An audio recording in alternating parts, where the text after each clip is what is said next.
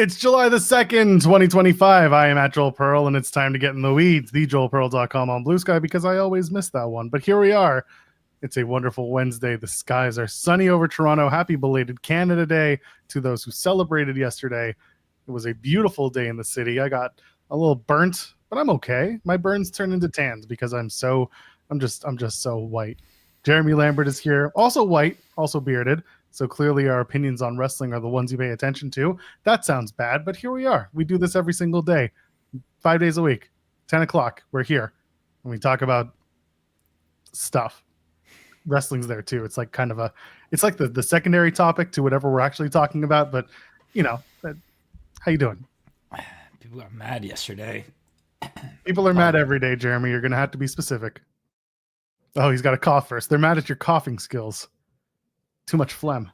Yeah, people got mad yesterday because we talked basketball for like 90 minutes. Yeah, y'all went long yesterday. I was like 2.5 hours. I get free it. Agency. You care about wrestling. Raw happened. All right, cool. Raw was a show. Raw was not very good. NBA free agency started. How was Canada Day, Joel? Canada Day was nice. We went with another family to a big park celebration that actually wasn't that big and started later than we thought it did. So we got there early and just kind of played in the park, which was fine. We stuck there until the afternoon. Kid's in that spot where he's not napping in the afternoons. He naps at school, but he doesn't nap at home. So our weekends are kind of becoming a little more frustrating because we need to find that quiet time.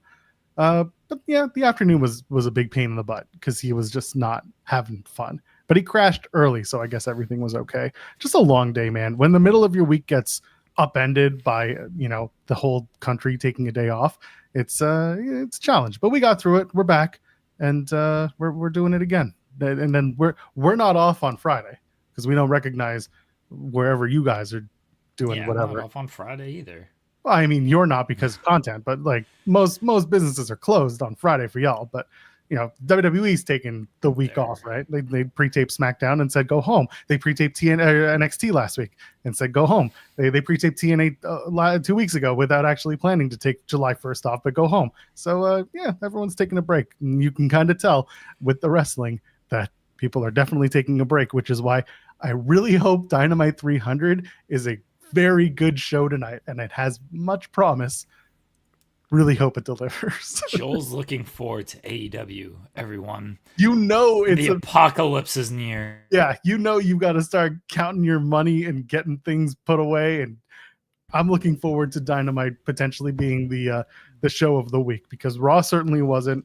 NXT, the only reason NXT was really good last night was because Netflix uploaded the whole thing without commercials. Yeah. So I'm watching and I'm skipping along, and I'm like, why did this show end at like 9:20? Did they just not tape a full episode? And then a friend of mine, Tom, who we know each other from back home, he's also a big wrestling fan, does a lot of wrestling art. Shout out to Tom. Tom Sherwood. He's like, no, they uploaded it without any ads. And I was like, oh, I guess that makes sense. This rules. So shout out to that. I wouldn't go so far as to say I'm happy about AEW. I would just say they have a opportunity to put on the best show of the week by virtue of being their 300th episode. They have stuff lined up. All in Texas is around the corner, so they have some things to get done to finish promoting the show, which is in a week's time. So they have potential, and I hope that they live to that potential because I'd rather watch good wrestling than shiesty wrestling, man. We got a lot of it. Nothing happened in free agency yesterday. It was boring. Just the Avs aren't doing anything. It's sad. Did the Senators do anything? No, and I mentioned the Claude Giroux deal that was on the night before. That was the 30th. So nothing really. I don't think the Sens really did anything. Everyone's waiting on Nikolai Ehlers. Like, this is what free agencies come to? Nikolai Ehlers? It's just not one of those years, I guess. And Mitch Marner was halfway out the door in Toronto and already signed in Vegas. So that took some mystery out of the big name because Marner was a big name. And then Rantanen already signed in the middle of the year. So Nikolai Ehlers is the big name. And the Avs are in on him. I don't love it. I don't really love it, but we'll see. There's some stuff in Sens camp. So Lars Eller came to the Sens for a year from the camp. So okay. that's something. Nick Cousins is coming back for a year. I'm going back and I'm looking at anything else that really.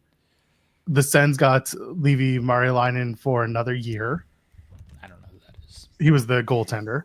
So a lot of this is like it feels like a lot more maintenance. And then Claude Giroux was the big name so far for building the Sens. And that's what it is. Like the Sens had a good season. There's not a ton of work that they needed to do to add to the team that was on a pretty good building path.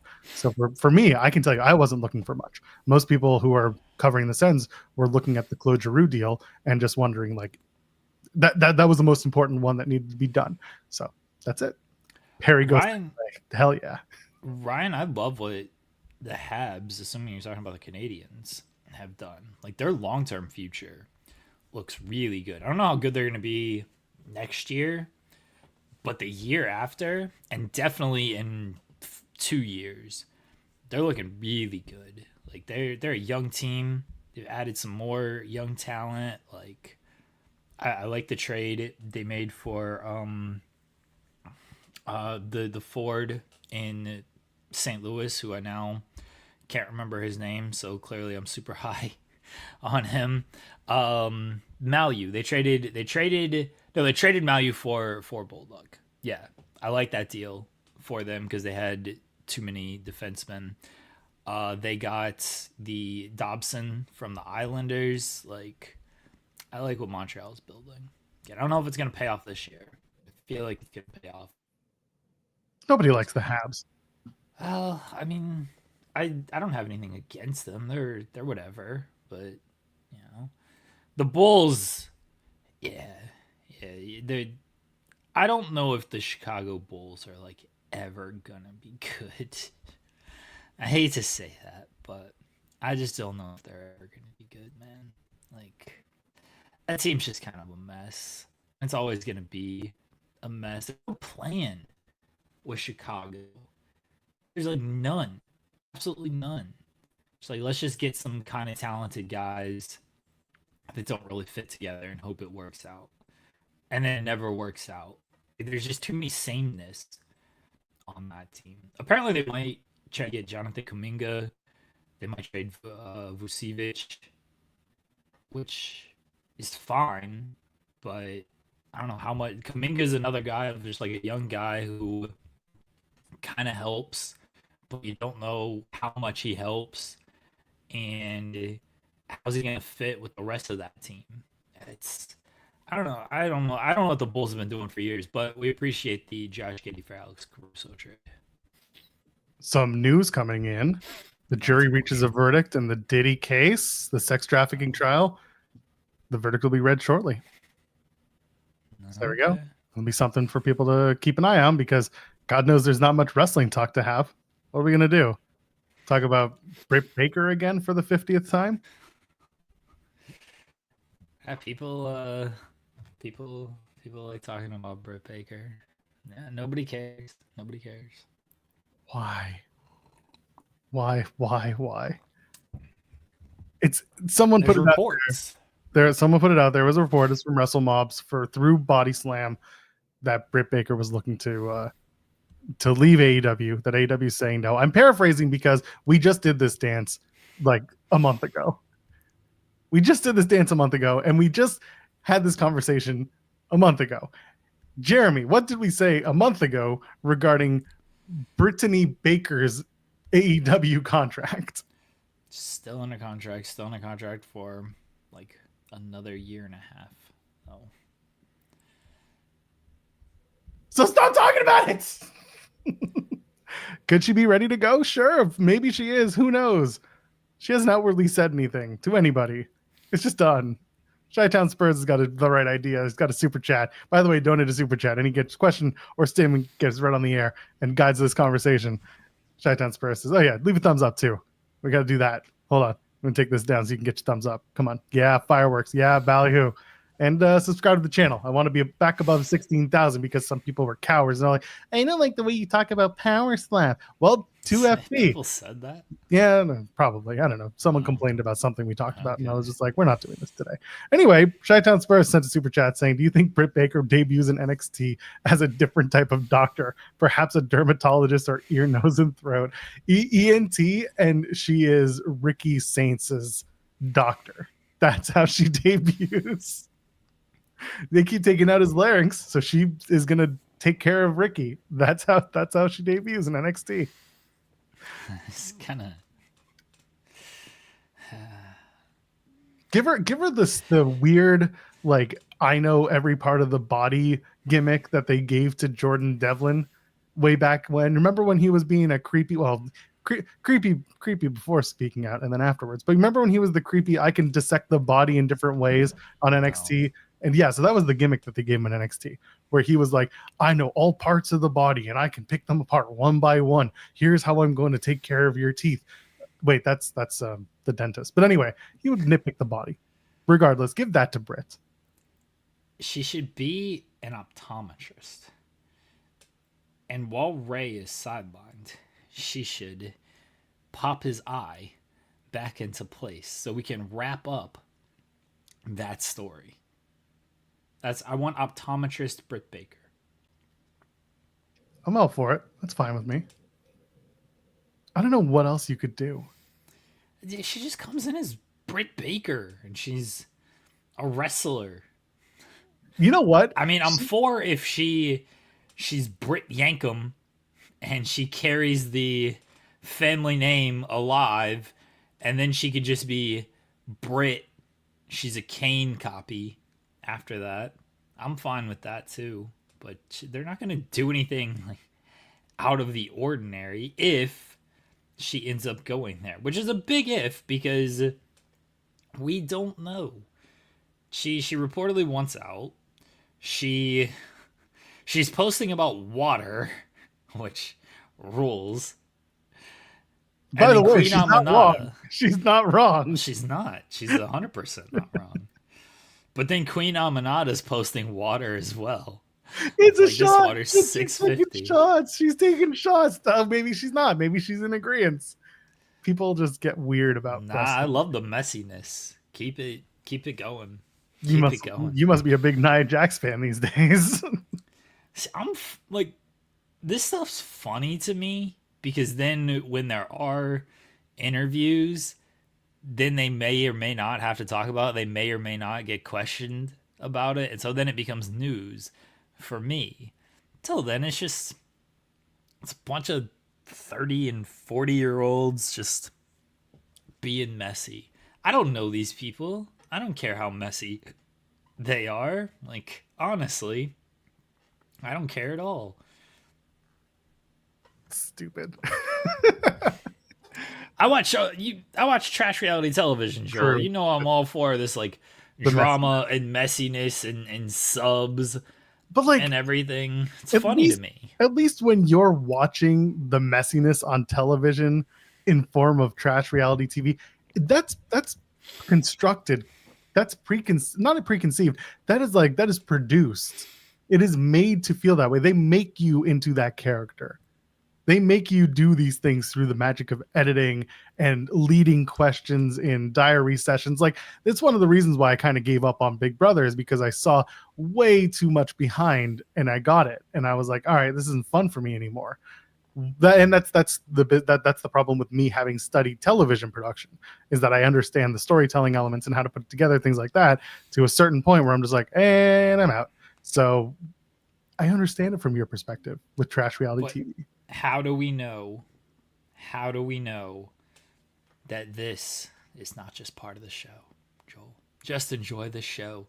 The show of water and Instagram subtweets. You enjoy the show? You enjoy the show? Enjoy the show.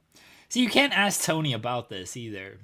So this would obviously be a good question for Tony next week when he does a media call or next week after the All In show. It ain't going to be after the ROH show. and he's just gonna say, "Oh, we love Britt. We look forward to having Britt Baker back. Britt's one of the great champions in AEW history." Like that's it. So you can't even like ask him about. So, like he should still be asked. Don't get me wrong. It's still a worthwhile question, but that's gonna be the answer. Ask him about water. That's what somebody should do. Joel, you would do that in a heartbeat. You've been banging this drum for years. Yes. All I need to ask is a lot of talk about the cost of water, Tony, and I understand that as great as tonight's show was, my only question is how much water is too much water, and can we have water with our with our seats here tonight because it's hot. It's hot here in Texas, and some of us are close to fainting in our chairs. So how about some water? Great question. We had a really great time here tonight at All in Texas. How about that big return, eh? Britt Baker, can't believe she came back in the Women's Casino Gauntlet, and then she signed that new 20-year contract on the back of Thunder Rosa. Can you believe that that's how we went off the air tonight? It just goes on. I'm going to ask about corn and water. You put the corn in the water and you drink it all up. I love that the corn has become part of the lore of this stupid show because even I can't remember the stupid corn unless y'all bring it up. I only know it when you bring it up. I don't remember this corn bit at all. The corn, the corn bit. It was all the leftover corn sitting in the back as we went to the press conference after Forbidden Door. Most of what was left from catering was just corn. It was just sitting out. So people remembered the corn. Because it's not like Chris Jericho hit a journalist in the face with water or anything. Did you just freeze on me? No, you're here. I don't think so. No, I'm reading about Paramount has settled the lawsuit President Trump filed against it for the 60 Minutes interview with Kamala Harris. Paramount will pay Kamala, sorry. not the wrestler. Sorry. It's okay. Paramount will pay $16 million in total, including fees and expenses. The money minus fees and expenses will go to President Trump's future presidential library. So what? Why is he suing Paramount over an interview? What kind of Drake nonsense is this? I don't have to tell you what's going on in your country. Ain't great. It's not good. The way bigger things to worry about than what Kamala Harris is saying in an interview. Apparently Diddy's found guilty on 2 of 5 charges. Found not guilty of sex trafficking and racketeering, but convicted of a prostitution offense. Your country sucks. Yeah. I mean... Sorry. Yeah. I told people I'm in a mood today. You're not going to get me to disagree with you. I know. He could go to prison for as long as a decade. He won't. No, he won't. 10 years probably. They're probably just going to tell him pay a lot of money and he'll be okay. He'll make a big donation. He won't. Y'all can move to Canada. Good luck. Well, listen, I'm not going to tell you we're perfect here, but we're certainly not teetering on some of the issues states are having. My goodness. We got a couple super chats about Britt Baker before we continue, shall we? Yeah. Ken Bruno sent one saying, Ken said Britt Baker should debut. But let's try that again. Ken Bruno says Britt Baker debuts as WWE's first sponsored talent. Dr. Britt Baker DMD powered by Invisalign. She'll straighten out your teeth and your attitude. Actually, I like this pitch. It's good. And then we got one more from Ryan Adams saying, Britt is going to come in as an eye doctor because those refs keep screwing Thea Hale out of Matt. Oh, we got to talk about this. I'm watching live. She takes on Lainey Reed. Lainey Reed looks like oh God, who does she look? She looked like another wrestler that I was like, she looked like. Anyway, not important. That's hair colorist. I don't think it was because of the red hair. I think it was the presentation. But anyway, takes on Lainey Reed, loses the match because Lainey Reed grabs the rope and Thea Hale's arm is under the rope, but the referee is so damn blind that, man, Thea Hale should find a tag partner and they should be going for those women's tag titles. Should have been it. When did Lainey Reed turn heel? Wasn't she a face like 2 weeks? No, she was always she was always a heel. She was just going up against JC Jane, who was more of a heel. Lainey Reed was just being kind of full of herself. Woof.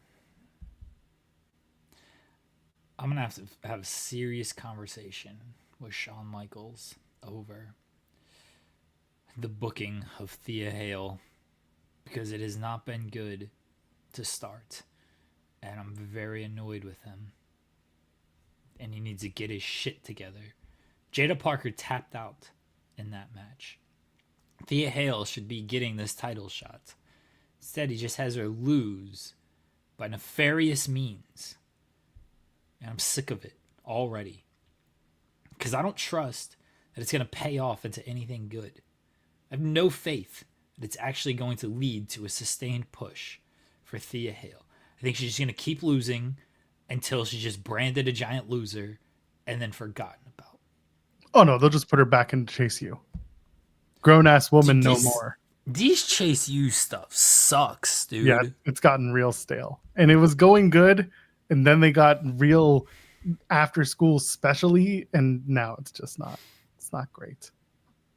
They're not good at all. I was kind of excited for the reboots just because I was like, yeah, the original Chase U was fun. It probably didn't need to end. They did no capitalization with Ridge Holland on ending it. You could probably get something more out of it. I haven't done anything with this. It's like they know they screwed up in ending it, so they wanted to reboot it because it was popular, but then they had no idea what to do with it, which is fitting because that's what Hollywood does all the time anyway. It's like, oh, what was popular? It didn't need to end. Let's just do a rehash of that. But then you didn't do the things that made it so popular, and you actually had no idea on the reboot. It hasn't been good. Did you know that Saved by the Bell, the new class, lasted 7 seasons? Yeah. I did, 7 seasons. Because that was a big talking point of the new Saved by the Bell was just as long as the original, but nobody remembers the new class stuff. Nobody talks about that. Nor should they. Yeah. Because the original was actually much shorter than I think people realize, because it was in syndication. Yeah. And so you just saw episode after episode after episode. So you thought it's 30 seasons of this show, but it's really not. Nope, you get 7 seasons in a movie. And also they went to Hawaii that one time, so that was pretty neat. There was a new Saved by the Bell. There was also the college years. The college years weren't bad. Yeah, well, that's because most of the original cast. They at least had the original cast, minus Jesse and Lisa. But you had all the guys, and you had Kelly return fairly quickly. But yeah, you at least had 4 of the 6 original characters. So the college years weren't terrible. That is a good song, Standing on the Edge of Tomorrow. Was very good. Yeah. It's true. Ken, you don't have to stop. That was a great song. College years were decent. That's true. My college years were also decent, so I understand it. The show was great for that reason. Oh, man. Where's Ridge Holland? Good question.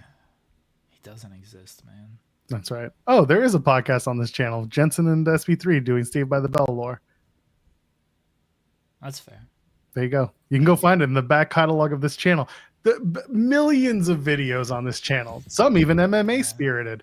Will you see it? Who knows?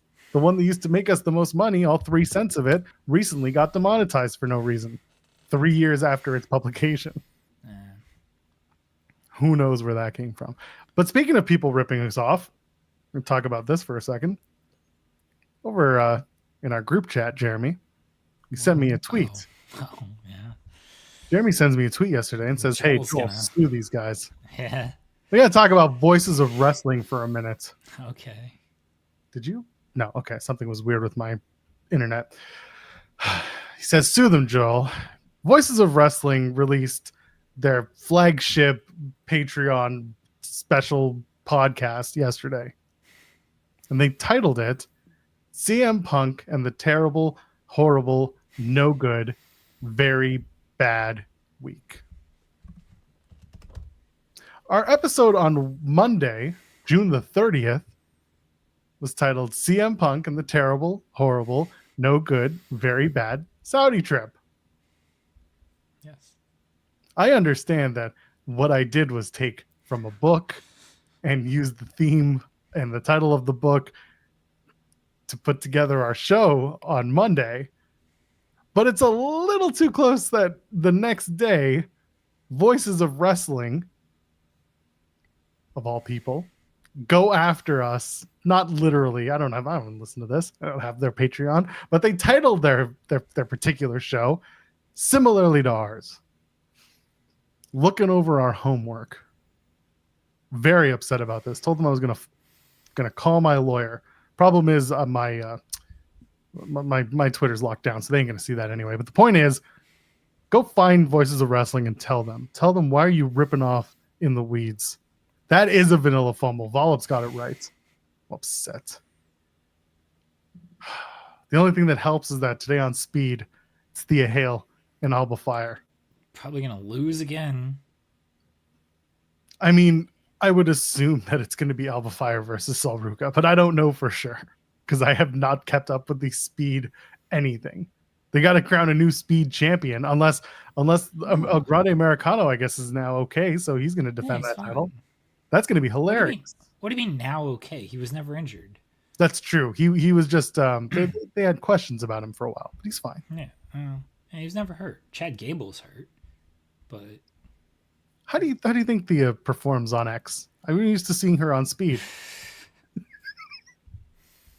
And honestly, Thea Hale on Speed is like perfect, just quick matches, but she should win all of them. That's the problem. She's gonna lose, and so it doesn't do anything good. She should win. Zeno, I was saying, do people still listen to Voices of Wrestling? And that's the thing. They don't, so they get away with this stuff because like 19 people will listen. I don't know. I'll take my shot. They took me on. Okay, fair. I don't know. I used to like them back in the day. I like Rich. Rich and I talked basketball back in the day. Joe, I've never had a conversation with him. He was very opinionated and very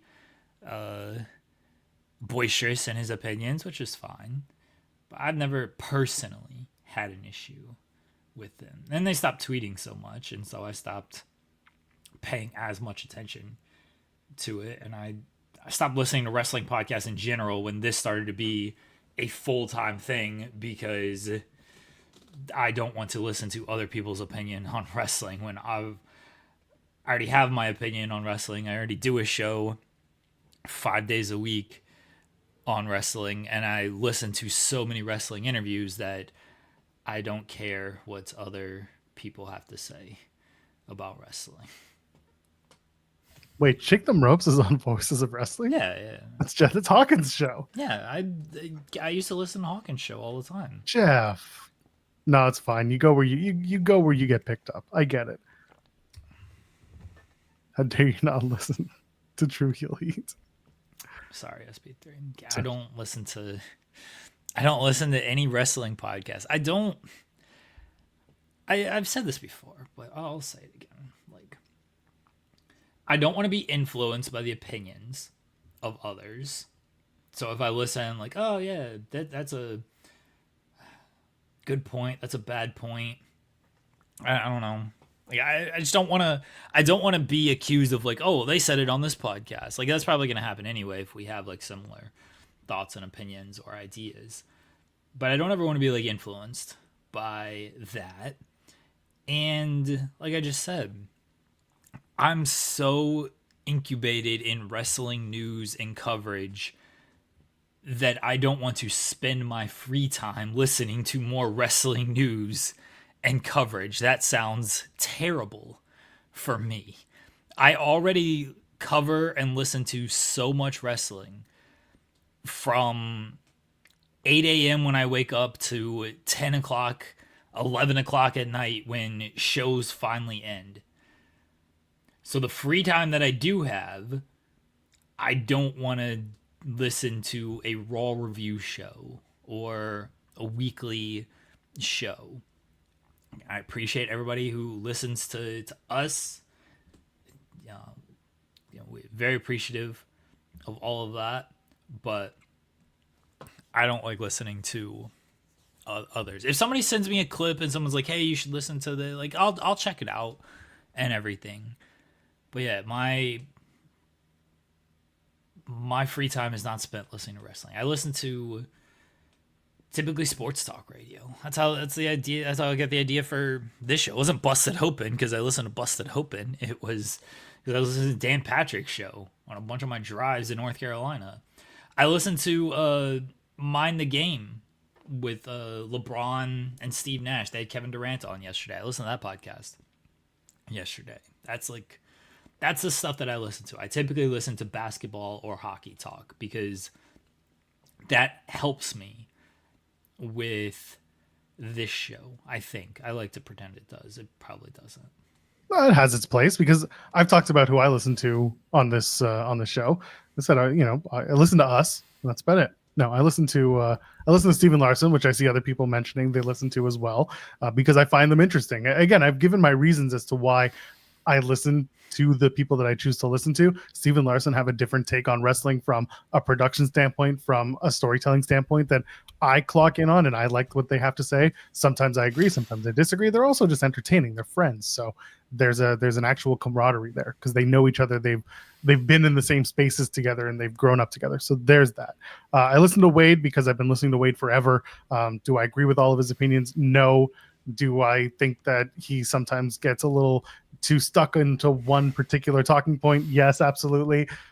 We can all take back bumps. I promise we can all do it. But I talked about it, and I know Sean's also caught on to it as well. That like on the cross reporting last time I'll talk about it was like Wade was told something from Cross's NXT days. He stuck with it, continued to report on what he was told from then, and on top of that, like Cross wasn't presented as anything other than a big guy when he was coming up. So that was all that was. People just took it, ran with it, and here we are.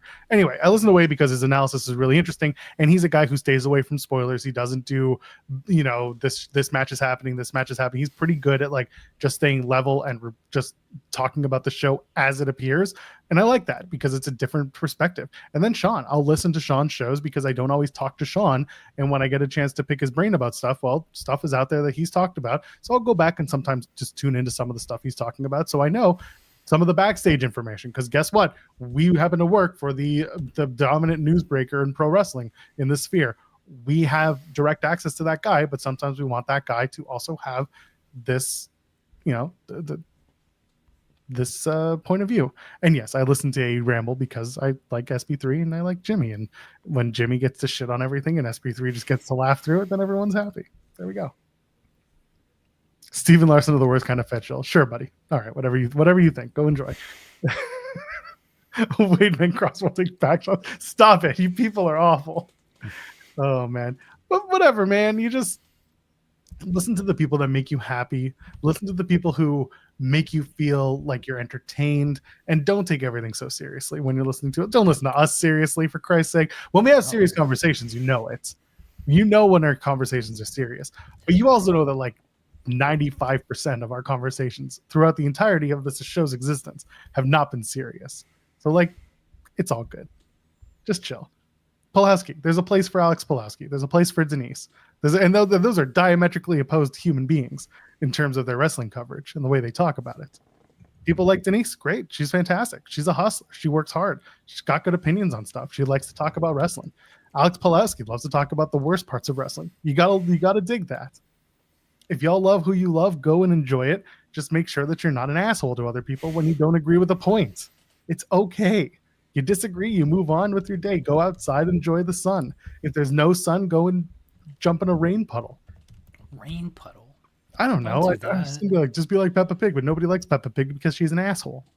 Yes, I've made that point a lot, that Peppa Pig sucks.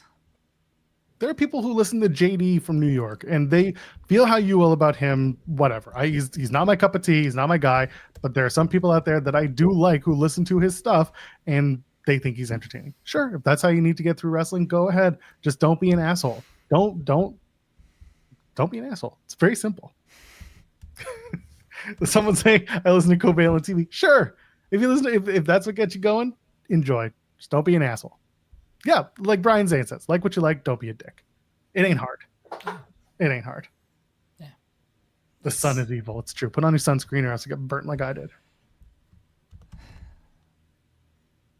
The wife got burned just like walking across the parking lot to the pool. None of that is shocking. I know. Knowing your wife and No. knowing her skin tone, I get it. I felt so bad. I was like, baby, you just walked across the parking lot? She's like, yeah. Like, jeez. It's not like it's a long parking lot or anything. Like, it's, a couple 100 feet, I guess, but just got burned. It's like, oh, my poor wife. Cover up and stay out of the sun. It's the thing, like, she mostly was. And, you'd think just like walking across parking lot should be okay. Nope. Sun was brutal last week. Brutal. I don't know what it's supposed to be like today. We might have a pool day today. Hopefully the kids aren't listening, because now they are. You just blew the spot. Yeah. No. It's not that I blew it. Like, it's fine. It's like, Jeremy said we were gonna go to the pool. When are we going to the pool? When are we going to go to the pool? Like, oh my gosh. Hush, kids. We'll go to the pool at some point. It's hot. The pool is there. The pool's not going anywhere. Knock it off. We're getting up to what is this? 33, which is about 88. Feels like 95. Feels like, what is that? 30, 35. So 31 feels like 35. So we're getting up to to the high 80s, early 90s. It's supposed to be today. Yeah, it's supposed to get into the 80s, low 80s, but the sun is gonna make it feel a little bit hotter. So we'll see. I'm sure we'll get badgered into a pool day. Exactly. Yeah. There we go. Also, putting over post wrestling. There you go. Oh, there's a lot of good stuff out there. There's a lot of people that I like. The podcast you mentioned, I like a lot of these people. Obviously, Denise is a friend. Grapsody, love Phil and Reg. Post, I think Pollock and Way do a great job. I like Pulowski's show. These are all shows I listened to when I listened to wrestling podcasts back in the day, which feels like years ago at this point. It probably was years ago, honestly. Like, these are all people that I really listened to and I really liked. Again, my stance is just that, one, I don't have a lot of time to listen to stuff. Two, I don't want to spend the time I do have listening to more wrestling. I already listen to so much wrestling content a day that I don't want to listen to more. And now, like, a lot of stuff, they put it in a written article or they tweet about it. And so, like, I can get the opinion based on that. I do realize listening to a show is better, because I don't like tweeting out my opinions, because people get stupid about it. And I'm like, if you really want my true thoughts on stuff, just listen to my stupid show, because that's where you'll get my true thoughts and feelings. But I understand if people don't want to listen to this stupid show. So I understand that, like, just because Denise tweets something, that might not be how she fully feels about things, or it might not be as well explained in a however many character tweet compared to a 2-hour live stream. So I totally get that. But I like a lot of these people who do these shows. I know they do very good work. I just don't have time to listen to it. I don't have time to listen to the stuff I want to listen to. I'd love to listen to, I've mentioned the Dan Patrick Show. I used to listen to that religiously. That was, I won a TV off of that show many years ago. I get to listen to it when I have 9-hour drives, but otherwise, like, I never get to listen to it. I mentioned Mind the Game. I would love to listen to that every single episode. I miss a lot of episodes. I already listen to so much that I don't just want to, like, keep listening to stuff. And then I feel regretful of, like, oh, I spent 30 minutes listening to Mind the Game. That could have been 30 minutes where I listened to, like, the latest Jeff Jarrett podcast. So then I feel bad that, like, I wasn't working and I was instead listening to a basketball podcast. So that's the other aspect of this, is I want to, like, I feel like I should just always be working. And if I spend 20 to 30 minutes listening to a basketball podcast, I'm not working. And so that reflects poorly on me, which is a me problem. But I got a lot of problems. We don't have enough time to go through all my problems. I mean, I got through the same issue we talked about a few weeks ago, where I want to, like, sit back and play video games and I can't because I'm like, oh, then I'm going to miss doing something around the house, or doing some work that I'm supposed to be doing or should be doing or whatever. It's just I don't get the opportunity to just sit back and be lazy. So force myself not to play video games, even though I want to play video games someday. And it's okay to take some time to like veg and do these things. You got to give yourself that time and realize that like you're not going to be behind the 8 ball. You're not going to miss anything. Someone else will hopefully cover it. Now more than ever for you, you'll be okay. So you just got to give yourself the grace. You got to give yourself the opportunity to do it. Involved saying, what are you playing though? It's not Balatro. It's not. At best, it's an old Mario game on my Switch. It's not AEW Fight Forever. No, actually, let's take a look and see how much that game is going for this week. Prime Day next week. I'm sure the game will be $40 instead of the $30 that it's been lately. It's gonna go up on Probably. Prime Day. It seems to be what they do. AEW Fight Forever is still listed at $29.99 on Amazon. Is there new and used? They're the same price. Let's go to, what is it, deals.gg? Yeah, deals.gg. Sorry, gg.deals. I never get the actual name right. Deals, okay. I want AEW Fight Forever. I'm sure it's not going to be any cheaper there. You can get it cheap on Steam right now. It's like $9.30 Canadian. That's ridiculous. But if you want it on Switch, which is where I want it, same price. You're never going to buy this game. I'm never going to buy this game. Someone had posted in our Discord that the TNA game for Xbox, the servers are still live. No, I believe that. I forget where this was. Maybe it was in the Weeds channel. Or no, it was in the TNA channel. No. Someone had posted a reminder that the TNA Impact video game online servers are still up and running on the Xbox 360. Okay. That's crazy. Yeah. I mean, if it doesn't, I don't know how much it costs to like keep that going or whatever, but if it's not costing them anything, then I guess server space, maybe there's enough people playing it. I should find out. Where's Mike Straw? Call him up. Let's find out. He's probably gonna check in because he's listening. People are saying check CD keys. No, if I'm gonna get it, I want to get the physical version. I like physical media. Like I've got. The boxes are behind me now, but I've got all the physical games except for one. I have one digital download of it. That's it. I can't remember the last time I bought a physical game.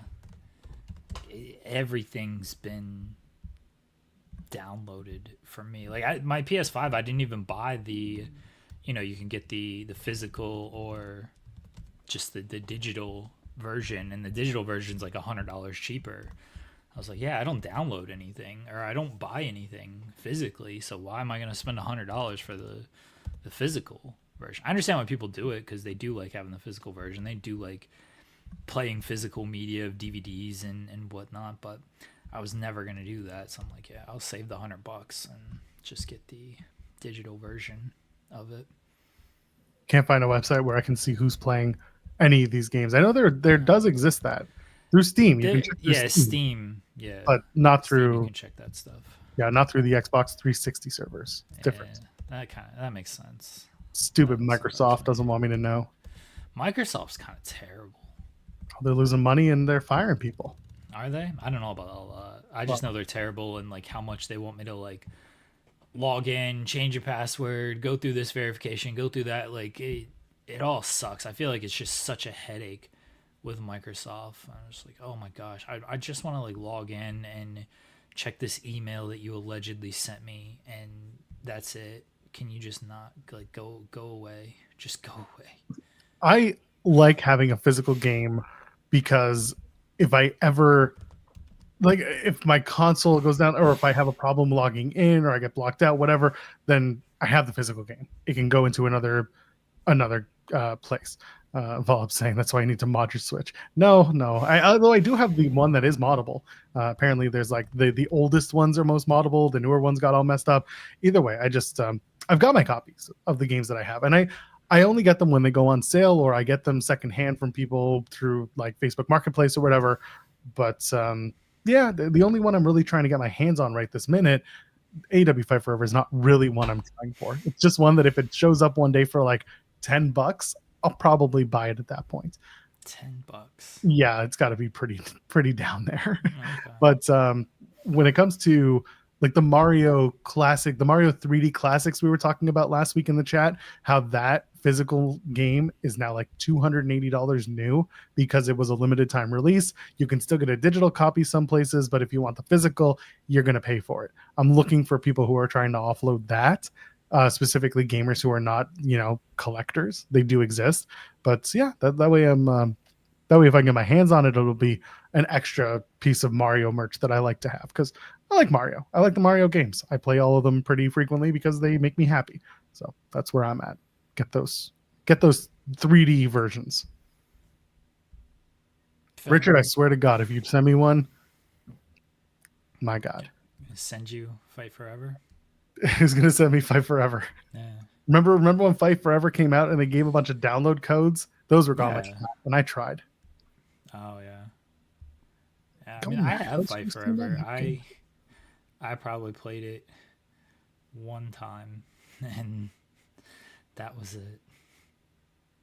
I get it. I want to get the Donkey Kong game, but I also need to get a Switch 2 at that point.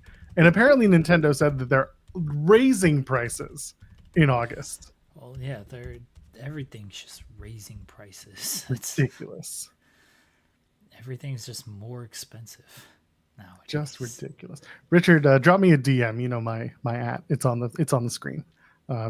You're amazing. If it works, and we'll talk about it. Thank you. Yeah, I want to try the Switch 2. I want to play the Switch 2. I'd like to own the Switch 2, but I can't afford the Switch 2. So that shit ain't happening. I'm happy with the Switch that I have, given the amount that I've, paid for it and the amount that I play it. If I'm on the road, I try to play it at least like one night of my journey or when I'm traveling. But other than that, like it sits, like it's in its case and doing its thing. It's actually on the dock right now, but it doesn't get a lot. The kids have just taken my Switch. I just had the handheld one. That was it. Like, we have the regular Switch, and then I had a handheld one, and they've just taken it from me. It no longer exists for me at this point, so I couldn't play it if I wanted it to. They're just like, can I play this? Like, yeah. Well, I'm gonna say no. Should be like, no, buy your own, kid. Quit taking mine. Yeah, get a Switch Lite. That's the way to do it. That's what it's called, Switch Lite. Yeah, that's what I have. And yeah, again, it no longer exists for me. It's theirs at this point. I'm gonna start telling them no. Be like, no, you cannot play my Switch. I'm gonna play it, and then I just don't play it, and then it just sits there while they cry because I wouldn't let them play. You can get a Switch Lite for like $100 these days. Like, they're pretty cheap. Yeah. I have the original Switch, and I got it because I wanted the dock. I wanted to be able to play it on a screen instead. But I also realized, like, I still play it handheld sometimes. So for me, it's nice to have the option. But I see a Switch Lite for a lot of people being the way to go. Well, again, we have the normal Switch. It's just I had a Switch Lite because I never wanted a full-on Switch. I was like, I'm not gonna play this thing on a screen. I already got PlayStation whatever hooked up to where that's my screen thing. Like, I want something that I can play handheld. So I never thought like the regular Switch was worthwhile because I never thought I was going to play those games on a screen. I wanted something portable, and the Switch Lite was good for portable, but it no longer exists for me anymore. Well, you know what exists? WWE Evolution. Oh God, does it though? Allegedly it does. And we talked about Monday. I was very blunt with everybody, and I appreciate the understanding of the chat when I said, don't expect much from WWE Evolution.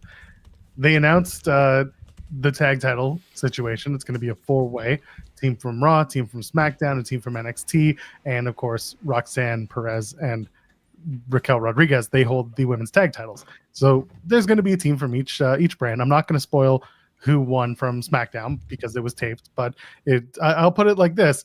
If you want to get spoiled, go back to Monday's show and I already told you who it would be. For the Raw side, I don't know who it's going to be. NXT side, it looks like they might do Izzy Dame and Tatum Paxley, given that they won last night, but it wasn't the official like match, was it? It wasn't the official announced match to get into there, right? Yeah, I don't think so.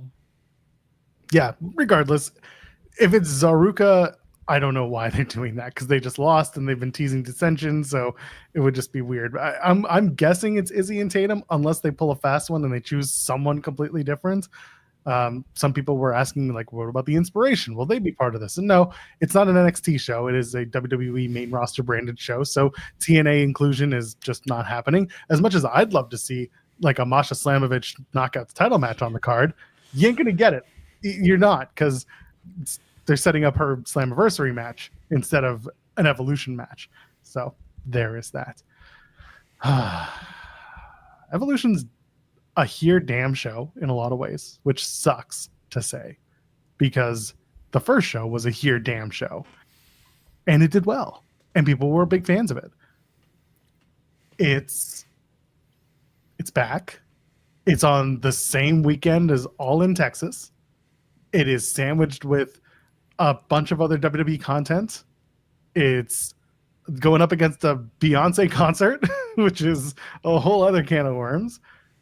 And it's 2 weeks after their Saudi show, and they weren't booking anything for that Evolution show before they did the Saudi show. So I don't know what people expected. It's sad. They were also a victim of circumstance when it came to injuries. They're a victim of booking issues due to Liv Morgan's injury. I can't believe how much had to change because of that, but it did. And as a result, you're getting a show that's going to be fun. It's going to be well wrestled, but if you're looking for storylines aplenty, you're not going to get it. It's just going to be a fun all-women show, and hopefully they have 2 women to put on commentary who can also be a part of the show, because that would be a nice added touch. I assume Alicia Taylor is going to be doing the ring announcing for the night. Like, if you're going to do it, I hope they go all out. But I don't know who they can bring in to call the matches, because they don't have any women on commentary anymore.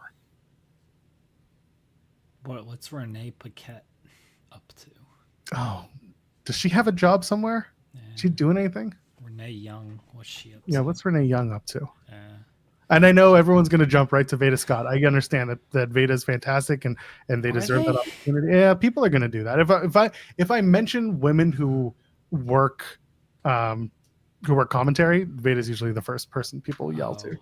The only reason I wouldn't think that is because the Speedball ties, and Speedball's an AEW, so I wasn't thinking Veda Scott at all. I was like, oh yeah, she's just gonna keep doing independent stuff. Like Kathy Kelly is a possibility. Kelly Kincaid is a possibility.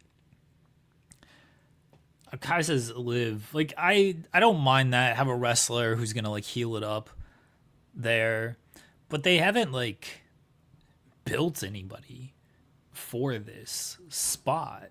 I don't know what that looks like, because Liv can do like jokes and be like a color commentator, and I'm sure she'd be good at it, because she's witty and can just be Liv Morgan. But who's gonna do like the play-by-play stuff? That's a difficult job to do, and when you haven't had anybody like actually doing that, I don't know like who you put in that spot. Well, she hosts a podcast. Stephanie? I think they might ask Steph. Again, play-by-play is so difficult. It's a different beast, absolutely. Like, I think Stephanie could be fine as a color. I think all of these people can be fine as like a color commentator, because color commentary is just, you get your lines in, you add a little bit more to the match, you can do character stuff, you have like notes, but your notes are just more like factual kind of stuff. Play-by-play is a different animal of the way you're doing the play-by-play with everything. Lita, again, like Lita's, all these people scream color commentary. Yeah, a lot of color commentary to me. The fact that they don't have anybody built for a play-by-play spot is like, it's probably going to be Michael Cole. honestly, it's probably going to be Michael Cole, because Michael Cole at least has the experience and the knowledge on all of this. And I know people might get mad at that, of like, oh, why is there a male commentator on this women's wrestling show? They haven't built anybody to do play-by-play commentary who is a female commentator. They haven't. So it'll probably be Michael Cole. Maybe it's Vic, NXT commentator. Maybe it's him, but I don't think it's going to be anybody else. I don't think they're going to throw in there the people you guys are mentioning, Stephanie, Lita, Brandy. I don't think they're going to throw them in there in a play-by-play role and put them in that position to fail. Because honestly, that's a position to fail. If you try to make them do play-by-play commentary when they have no experience at it, that's a position to fail. Paul jar finisher, like, it is something you build up. Like, it is a skill you naturally have, but building up like the chemistry to be able to do it, that's the other thing, is like you got to have chemistry with your partner, but also understanding like where breaks are, when you do need to lay out and everything. Like, that's not something like, oh, you're just good at it. Like, you do need experience of doing that. Like, it is something where people could be bad at it for the first however many months to a year, but as they get more reps and they get more reps, then they get really good at it. Like, it's a skill just like many other skills in life. Some are naturally just very good at it, but others might take a little time. And the fact that they don't have the fact that they don't have anyone that they've like kind of put in this position makes it of like, oh, you're just throwing them out there blind and hoping it works. Hear me out. Both Bellas on commentary for the show. Okay. And it becomes more of a Bella podcast. Then they're just watching the show. That's the Michael Cole way, remember? That's how it was. It was your three buddies sitting down to watch wrestling, having a good time together. Maybe that's it. Yeah. Maybe that's all you need. You just need the Bellas. Just both of them. That'd be fantastic, actually. It's so difficult. Like, I think if you just let the Bellas go out there and just let them commentate, like, it'd probably be kind of fun. Like, just call the action that you're watching. Like, it'd probably be kind of fun. Please don't put Natty on commentary. That's such a kick in the pants. There's some good names being bandied about again. For Natalia would actually probably be pretty good, but I understand of like, that's what you're doing with Natalia. Yeah, I get that. But yeah, honestly, that's been one of the better calls. Sean seems to think that Natty and Maxine Dupree are going to be the Raw team for the tag title match, which, like, they could. I'm still of the belief that it's Asuka and Kairi, even though Kairi was like going after the women's title, but she could have a side quest. She wants all the gold, so I see her and Asuka being that team for this event. We'll see, but yeah, Natty for commentary, like, it's fine, but it's not what it should be, right? I think someone mentioned in the chat, I think it was Sean Lindsay, said that Michael Cole did the first Evolution, right? And I get it. If they cycle women out to do color commentary, make it a special spot on the show, you could do that. Jackie Redmond doing play-by-play is an idea. They don't have many women who have done reps behind the desk. And that's the thing, is I think a lot of these women can do the color portion of it.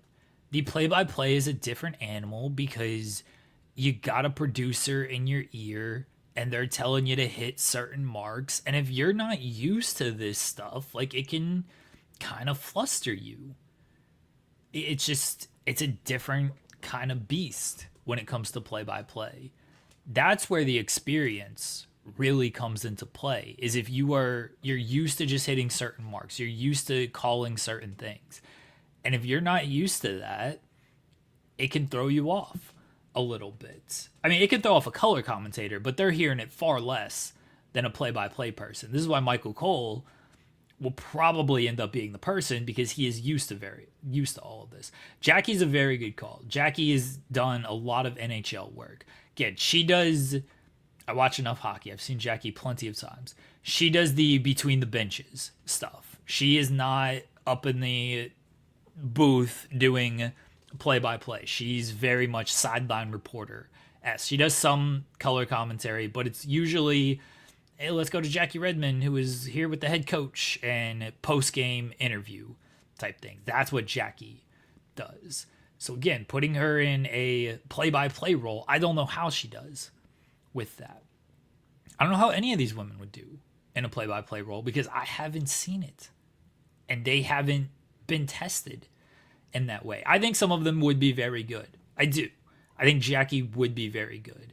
I think Kathy Kelly would be very good. But to throw them out there the first time when they haven't done it, I think it could be a little clunky, maybe through no fault of their own, and then people would get mad at it, and then they just bitch and complain, and I don't think that's fair to the women. And like, that's why shows like Evolve exist. That's why NXT exists. It's to give those people reps as they're learning their way. They're trying to figure out how to do play-by-play color commentary. Like they form a connection and a bond with the person that they're sitting on behind the desk with, because that's the other thing. Jeremy and I have a different chemistry than I do with SP3, than Jeremy has with SP3 as well. Like, it's just a different show and a different feel when you're with a different color commentary partner, right? When Pat McAfee's there with Michael Cole, it's a different show than when Corey Graves is there, than when Wade Barrett's there. It's just that the show is different. So what is the show going to look like with a rotating member of, you know, the women's roster doing the show with, say, Michael Cole? Cole's fantastic at like leading the ship, steering the ship, and also throwing to the talent or whoever the color commentary person is to get that extra. And I think that's why it'll most likely be Cole. He's gonna have a busy weekend, but it's gonna be one of those. It's gonna be one of those for him. He's gonna be with somebody, with another woman behind the desk, and I don't know if I really like the idea of cycling different legends out all night. I think I'd rather just have one person that helps him run the show, and then you have other women as part of the show. Maybe, you know, you take I don't know, take Hall of Famer X, who's not wrestling. Maybe she's a backstage interviewer instead. You do a package backstage interview. Here's Candice Michelle, WWE Hall of Famer with X person. I'm just throwing names. No. You know, I just, because I didn't know who else to think of. I was gonna say Medusa, because like Kelly Medusa's done stuff too. Yeah, Kelly, because she hasn't been asked yet. So you could easily have those people just in the back doing a pre-recorded interview. Here's why I was laughing, Joel. It had nothing to do with your suggestion. It had everything to do with this conversation. We've put more show thought sucks. Yeah. We've put more thought into this than WWE has. They haven't put this much thought into this show. They're going to show up on Sunday.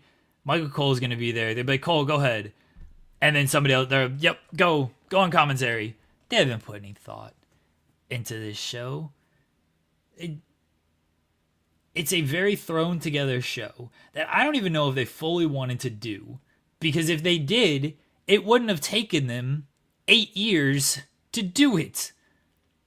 They would have done it again the next year, or at least 2 years later, or at some point during the pandemic, because that was the ultimate, like, let's just do some damn shows. They would have done Evolution during the pandemic. They don't care about doing this show. It's taken them this long to do it. And the reason they're doing it is because they want to dominate the weekend. That's why they're running 3 shows next weekend. Is because they want to dominate the news cycle, so AEW can't dominate the news cycle with their biggest domestic show. That's why they're doing this show. So we're putting way more thought into this than WWE's putting into this. You know who's going to be behind the color commentary desk? New NXT signee, Britt Baker. And she's no longer Dr. Britt. Exactly. She's no longer Dr. Britt Baker, DMD. She is now Brittany the Baker. She makes the best muffins this side of the Mason-Dixon line. Muffins? Oh. Sexy Red would actually be a good shout. That'd be hilarious. It'd be terrible, but it'd be hilarious. Bargov had a really funny and awful idea. Yeah, I saw that. Mickey James is a color commentary. Michelle McCool replaces her after one match. Yeah, that's good. Sexy Red as a color commentator. It's funny though. That would be hilarious if Mickey's just sitting there doing commentary. Michelle McCool just like comes out and they just swap. They don't even say anything. You know, just next match, all of a sudden you're hearing Michelle McCool's voice. They don't even like acknowledge it. It's just like, when did Michelle McCool get here? Like, you know. Britt Mindy owns a muffin shop in Chicago. Well, if the Undertaker's on play-by-play, he's no thank you. Big no thank you. Well, you know, I told these women that they need to work a little harder to do their work. What is this Undertaker? That's how he sounds. He's way too country. That was a way too country Undertaker. He's a Texan. He's the most Texas ever. There's a difference between like don't tread on me, Cole.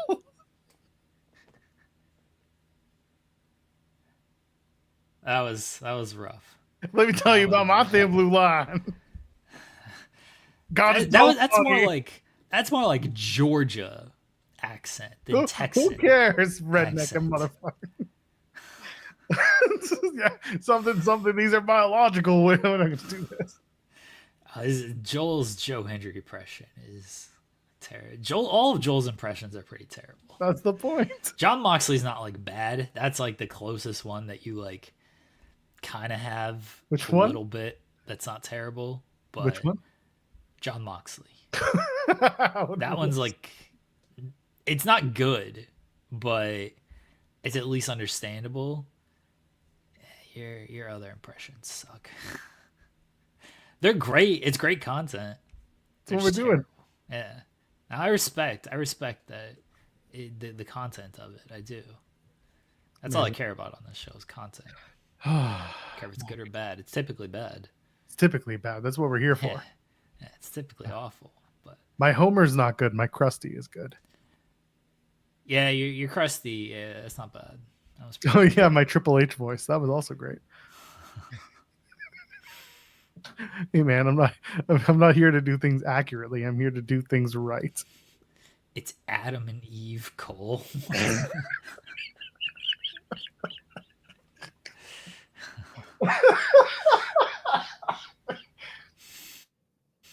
Stupid redneck son of a... Anyway, so can you do a Cartman? Okay, guys, I'm going home. Okay. That's awful. No, that's terrible. At least you didn't try to put him in concentration camp. Kyle! Dude, I watched that episode the other day. It's so funny. It's so good. It's so awful. You know what episode I watched? The wife had never seen it, so I'm back here. I'm just like cracking up, and she comes in.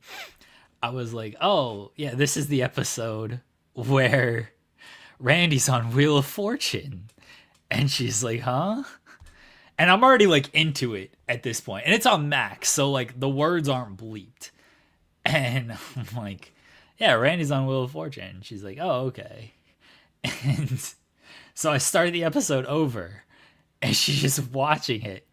And she's like, "Oh, I know that GIF. You know the GIF where the black guy comes out from the camera and is like, oh, is he about to say this shit?" And then Randy says the word. And she is just like, what? Like, she thought it was going to be bleeped. She knew what he was going to say because I was like, oh, yeah, this is where Randy says the N-word. So she knew what he was going to say, but she thought it was going to be bleeped. And it was not bleeped. And she's like, Jesus, what the fuck is happening? I was like, I can't believe some of the stuff South Park got away with. It's amazing. Some of the stuff they got away with. The concentration camp line. Every time I think, this is terrible of me, but every time like someone's talking and there's like, oh yeah, he has trouble concentrating, I think of that line. I'm just like, we're just in a concentration camp. It's so terrible. It's so bad, but it's so right. The line is just like embedded in my brain, as many South Park lines are embedded in my brain because I watched that show so often as a kid. It's legitimately my favorite show of all time, but it's It's amazing. It's absolutely amazing. The stuff that show got away with. Kyle's cousin, I'm back. I'm back. I half expected your wife just to reply with what? When it happened. No, she's not Canadian. She's not Jewish, so. Oh man. I guess Sheila's not Canadian, so. She is Jewish, she's though. Jewish, yeah. Xeno saying, do a Trick Williams impression, Joel. I want to see something. What? How fast I can get canceled? Not happening. Yeah. Ain't happening. Did you show her the Towley episode? That's the melody to Funky Town. No, I think she's like seen it. She's probably seen it. Like she's seen some South Park episodes. She loves the movie. I don't know if she loves it, but she's seen it a lot. So I'm sure she's seen like the Tally episode. When you're playing sports, the sweat could get in your eye. That's why Towley says, don't forget to bring a towel. Your Tally's not terrible. That one's not bad. Yeah. Ryan Adams said to Super Chat saying Beth or Gail as color commentators. I like both shouts. I'd like to see Beth more than Gail as a color commentator because we've seen Beth before, but Gail is also, she's done it, but not as prolifically as Beth. But we don't know where Beth is these days. There you go. To fish sticks. No, not doing this. I watched that episode the other day. I still quote the Kanye West stuff. Like, I'm a motherfucking lyrical genius. I am a genius. I'm not a gay fish. Do I have gills? No. Genius.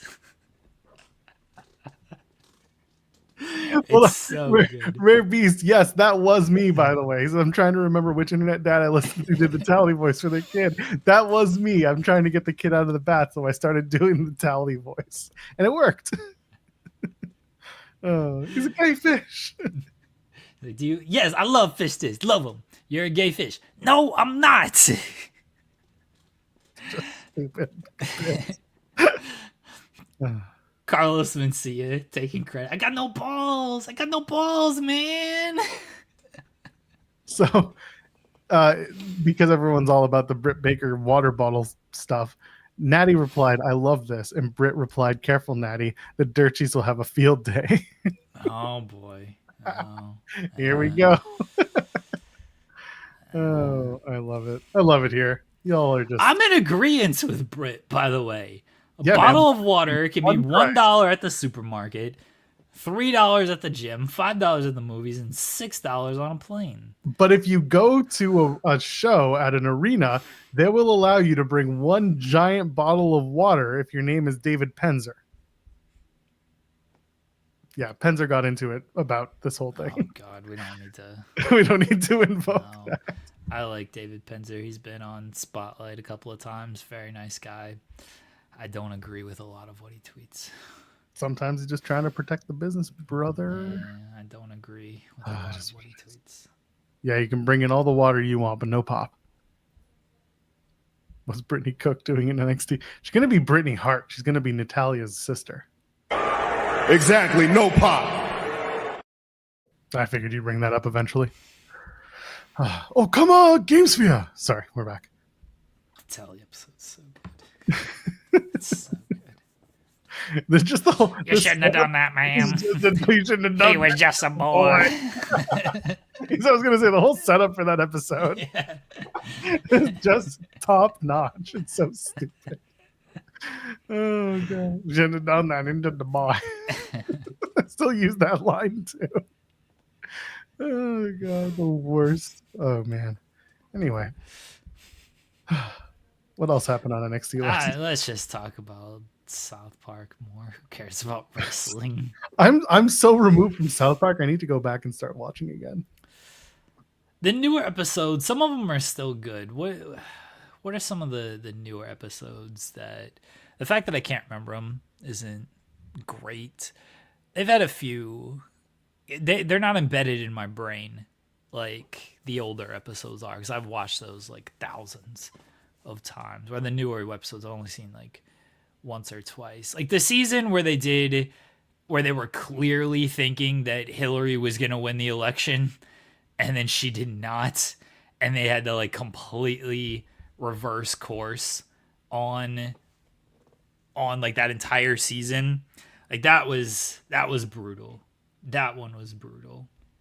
Yeah, the new like the pandemic episodes weren't bad. See, I never watched those ones. Like there again, I think I dipped on like season 17, 18. After Stan got depressed. Oh, yeah, that was a while ago. That was a long time ago. Yeah. Like I think I got to the depression episode. I don't think I made it further than that. I think the season with what do you call it? The oh my god, the cop, the guidance counselor. Mm. The what's his name? The Mr. Mackey? No, the PC counselor. Oh, PC counselor. Right, yeah, right. PC yeah. cop. I think that's where I ducked out. Where like I didn't watch that season.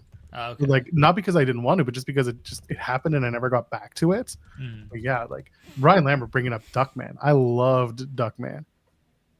Loved Duckman. Jason Alexander was goated for that show. Get you down. You thrust your pelvis, huh? You thrust your pelvis, huh? So you got to go back and watch it. It's very funny. Think word association. What do you think? This word, breast. This word, breast. This word, breast. Breast. Dolly Parton. Big hair. You got to go back and watch Duckman. It's so, don't watch it with any children ever, but it is a fantastic, fantastic dirty show. Anyway, I'll take your word for it. You should. Watch this. Hold on. Where's Duckman? I don't know, man. Let's see if it's. It was a Comedy Central show. I used to watch it on. It says Amazon, but like I probably gotta pay for it on Amazon. I imagine. You can probably find it on YouTube. Yeah, probably. Oh, here's the entire first and second season in an 8-hour format. Okay.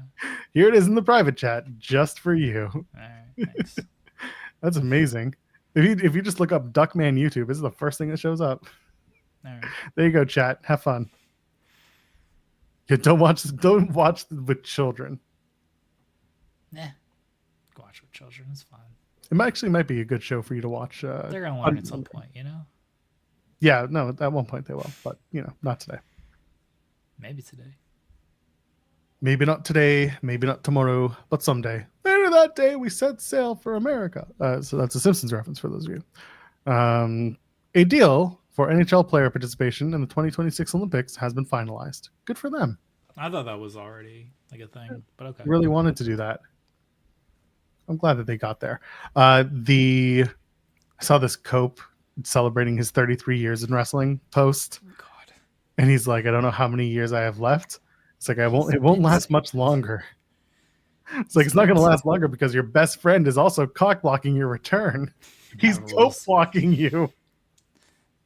It rules that Christian is like, yeah, I don't know about that. I'm enjoying being a heel. This is why I said for weeks, months, I thought Cope was going to go heel because I didn't see Christian turning face. I never saw it.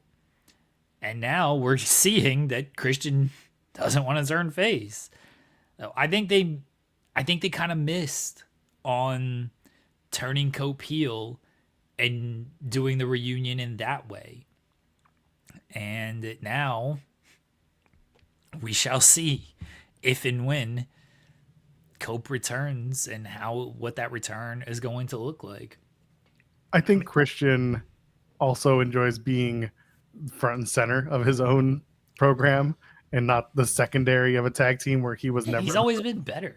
Yeah, he's always been. Don't get me wrong, like he's always been better. But when it was Edge and Christian, or Christian and Edge, when Howard Finkel would bring them to the ring, it was Edge first. Like it was always about Edge. He was the guy. Christian was the creepy little bastard. They were going to put a blue dot over his head. Yada yada yada. He was never appreciated. And then he went to TNA, and everything changed for him from a perception standpoint. He is strong as a wrestler, as a character, but as a good guy, he's not as strong. He's much stronger as a heel, like you said. And I think that that Copeland is much stronger as a babyface. Turning him into a heel, he just becomes this weird, crazy guy. He does his "I'm so evil" face, and it just doesn't work. I don't know. I obviously the nostalgia was why they were going to put them back together, and it's the end. Edging and coping is a hilarious line.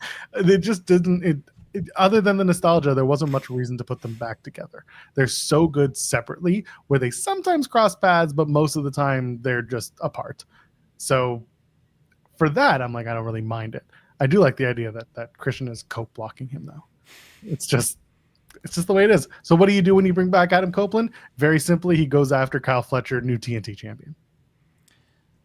I think that I think Cope returns in the Gauntlet next week.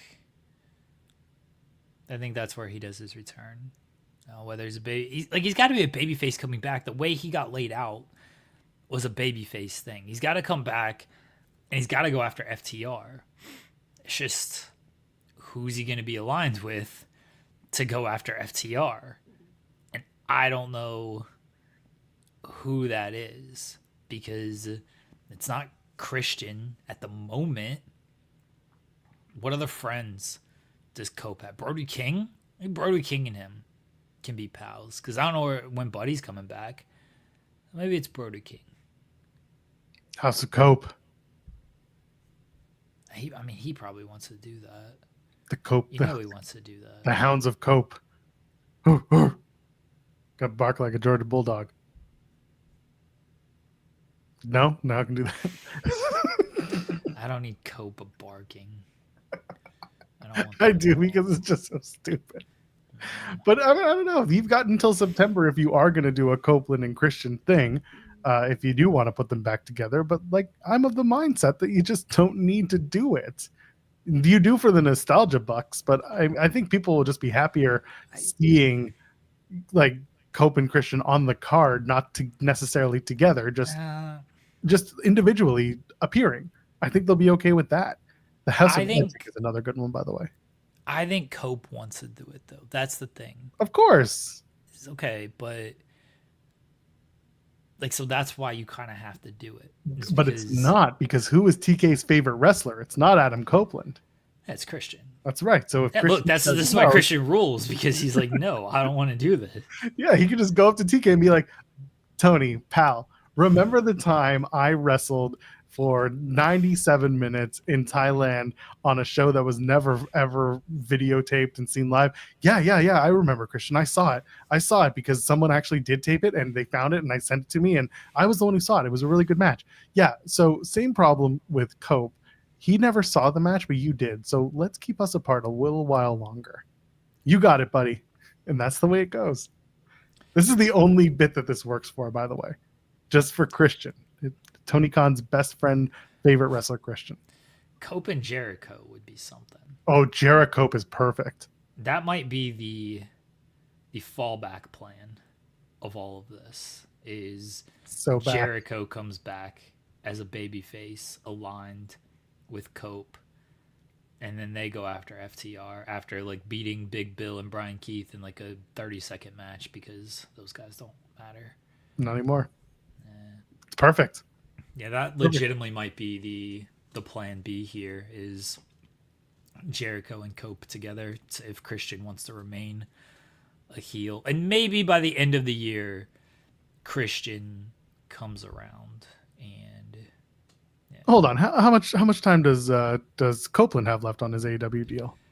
Is he end of this year? Or is he... He says it's a bunch of different times, honestly. Well, if it's end of this year, then him and Jericho can go together to WWE and be Jericho. I don't think once that's again. Gonna happen. Or Edgico, because he'll have his Edge gimmick back. I don't know if that's gonna happen.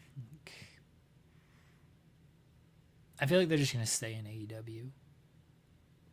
Oh, Jericho and Paul White as trios champs. I'm for that, actually. Oh yeah, the big Jericho. The Jericho show. I had to think for a second of who the trios champs were. It's the Ops. Allegedly. It took me a while. I thought of Sons of Texas first. I was like, aren't they the champions? Well, no. They're the ROH 6-man. No, they're not, because it's not that. Well, yeah, I know it's the Von Erichs, but it's all the same people, you know? Are they defending the 6-man tag championships at all in Texas or Ring of Honor? I mean, they probably are. Maybe. But they're doing the tag titles. Are they going to make... Yeah, Dustin's got to work twice, brother. Twice? Oh, my God. They're in Texas. Dustin's got to... They got to defend these titles. Yeah, but the Von Erichs still exist, right? Allegedly. Cope Jericho. Yeah, I don't know if Paul White's got I'm sure he wants to do one more match, but I don't know what that is. Doesn't matter. They make him a trios champion. He doesn't have to do anything in the ring. He just has to step over the rope, do the choke slam, 1, 2, 3. That's it. He doesn't even do the chokes. It's just just do the fist. Just fist somebody and pin them. That's just all. Fist somebody and pin them. That's all Big Show has to do. Somebody should like run into his fist, just like hold it out. Perfect. I feel like he's done that. Probably. Nope. No, it's Jericho. It's perfect. Y'all don't know what you want in this wrestling thing. That's the problem. We're here to tell you what you want in professional wrestling. Don't listen to those other websites. Listen to us. We know. We get it. Chris Jericho is gonna come back with just like a bunch of water bottles. You know, Chris Jericho's super online and super into making these deep references. He's gonna come back just drinking water. People I'm the like, water king. How much does that water cost, Chris? He's like, well, this bottle of water I got for $2, but I will sell it to you for $5 because it has been drinking by the god of wrestling. You can drink in my water for $5, and he made a $3 profit. He's going to call himself the Ayatollah of Aqua, the Aquatola. The Aquatola, okay. The Aquatola. So somehow this is a problem. We are that's right. Spice Sweets. We'll tell you what you want, what you really, really want. Really, really, really, really want to do Jericho as a tag team. I thought you just said do Jericho. I was like, oh, I don't know if you no. There are other people in this space who have done that. It's fine. Don't worry about this. We're Jesus. Not the ones. What? It's not us. It's not us. Just saying words. Words don't matter. Jericho looks like a Dasani water drinker. No, he's got one of those Voss ones because he heard they were good, but he fills it with tap water every morning. I see you, influencers. Jericho's got a filter. He's definitely a water filter guy. Yeah, he takes it on the road with him. Yeah. Takes the Brita filter. He's got the old school container. I brought 4 liters of Brita filter water. He hasn't changed the filter in 3 years because he thinks the filter cleans itself, because that's how it works. If the water comes out clean, then that's how it must work. I had someone in college university who never cleaned his towel because he didn't think a towel got dirty. Because you come out of the shower clean, therefore you're just rubbing water onto a clean towel. That was his belief system. Thank God he didn't have a sense of smell. Wash your towels is really what I'm getting at. If this is a revelation to you, someone should have told you a long time ago. Wash your towels. Or don't. Keep using dirty, crusty towels. That seems like a bad idea. Get new towels and wash the old ones. And by the way, get new towels, because just because you wash the old one doesn't mean the old ones don't get musty. Get new ones. 10 towels is excessive, but good for you. And also, wash your sheets regularly. Some people choose a week. Some people do 2 weeks. Really depends on how busy and how sweaty of a person you are. But make sure you wash your sheets regularly. It's not that hard. Promise. And if you get an undersheet, get one of them bamboo undersheets. That's good too to have. We got one of those mattress protector type of things with the extra, the extra cleaning power, whatever. Clean those too. Bamboo undersheet? Yeah, it's a bamboo. I don't know what they're called. Hold on. Okay. They call bamboo. What do they call them? No, that's the name of the mattress. I hate it here. Whatever. It's called the company's called Bamboo. Just wash your sheets. Wash everything. Not just your bodies. Wash everything you own. Take a shower. Right now. Everyone go take a shower. Don't turn the show off. Just go take a shower. We'll wait. Take us into the shower with you right now. I mean, if you want to listen to us while you're in the shower, that's fine. Oh, my wife is the person who listens to podcasts in the shower. Really? And books. Oh, yeah. And the problem is her and I both listen at excessively fast rates of talking. So can you tell by the way that I speak that I talk a little too fast? I know. The water is too much. Like, you got to turn that shit up like really high to like hear it. Just enjoy your shower, people. Don't listen to, like, music is one thing, because music you can kind of like vibe to. But like podcasts and book, like, you gotta like pay attention to. I gotta make sure my ass is washed. I can't be listening to a book. If you take your TV into the bathroom, then your ass will be watched too. Like, I can't be like trying to concentrate on this next chapter in the book, or what Steven Larson have to say about WWE Raw when I gotta make sure my balls is smelling good, you know? You might miss a spot. You should probably just pay attention to both. No, just wash yourself. Don't listen to podcasts and books in the shower, folks. Why Don't not? do that. You can pay attention to the other things you're doing. It's fine. I don't think you can. Listen, I don't personally do that. I shower in silence because I like to be alone with my thoughts for like 5 minutes a day. Yeah. It's not good, but I do it just to force the demons to have their little fun, or else they're going to get to me the rest of the day. But, you know, some people want to do it. You know, you got Ryan over here being like, "Go, I'm going to take my 55-inch TV into the shower." First of all, nice flex. Second of all, yes, drag that TV in, turn on the show, and we'll be staring right back at you as you do whatever you're doing in the shower. That's creepy. Don't do that. Now someone's saying get a bidet. Well, yesterday, so I'm at this Canada Day event, and it was an official one, by the way, put on by the city. So there's a flea market. Did not expect that one. And we're walking through the flea market. First of all, so many fakes of so many things. I'm walking through and I'm like, where did all these fake Oakley sunglasses come from? Fake fleas? Oh. No. Fake clothing. Okay. Fake branding, fake whatever.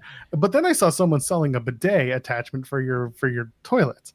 And the friends that we're with, another family friends, I'm hanging out with the dad, and he's just like, you wanna get one of those? And I was like, not from here, not from this tented flea market on a basketball court in a park. I don't think that's the right idea. And then we're walking through, and my wife was like, we should get a bidet. I'm like, not from here, not from this place. And she's like, why not? I'm like, because I can't return it when it inevitably breaks in a week. Like, let's maybe look on Amazon or about something. I don't know, somewhere where I can bring it back when it fails.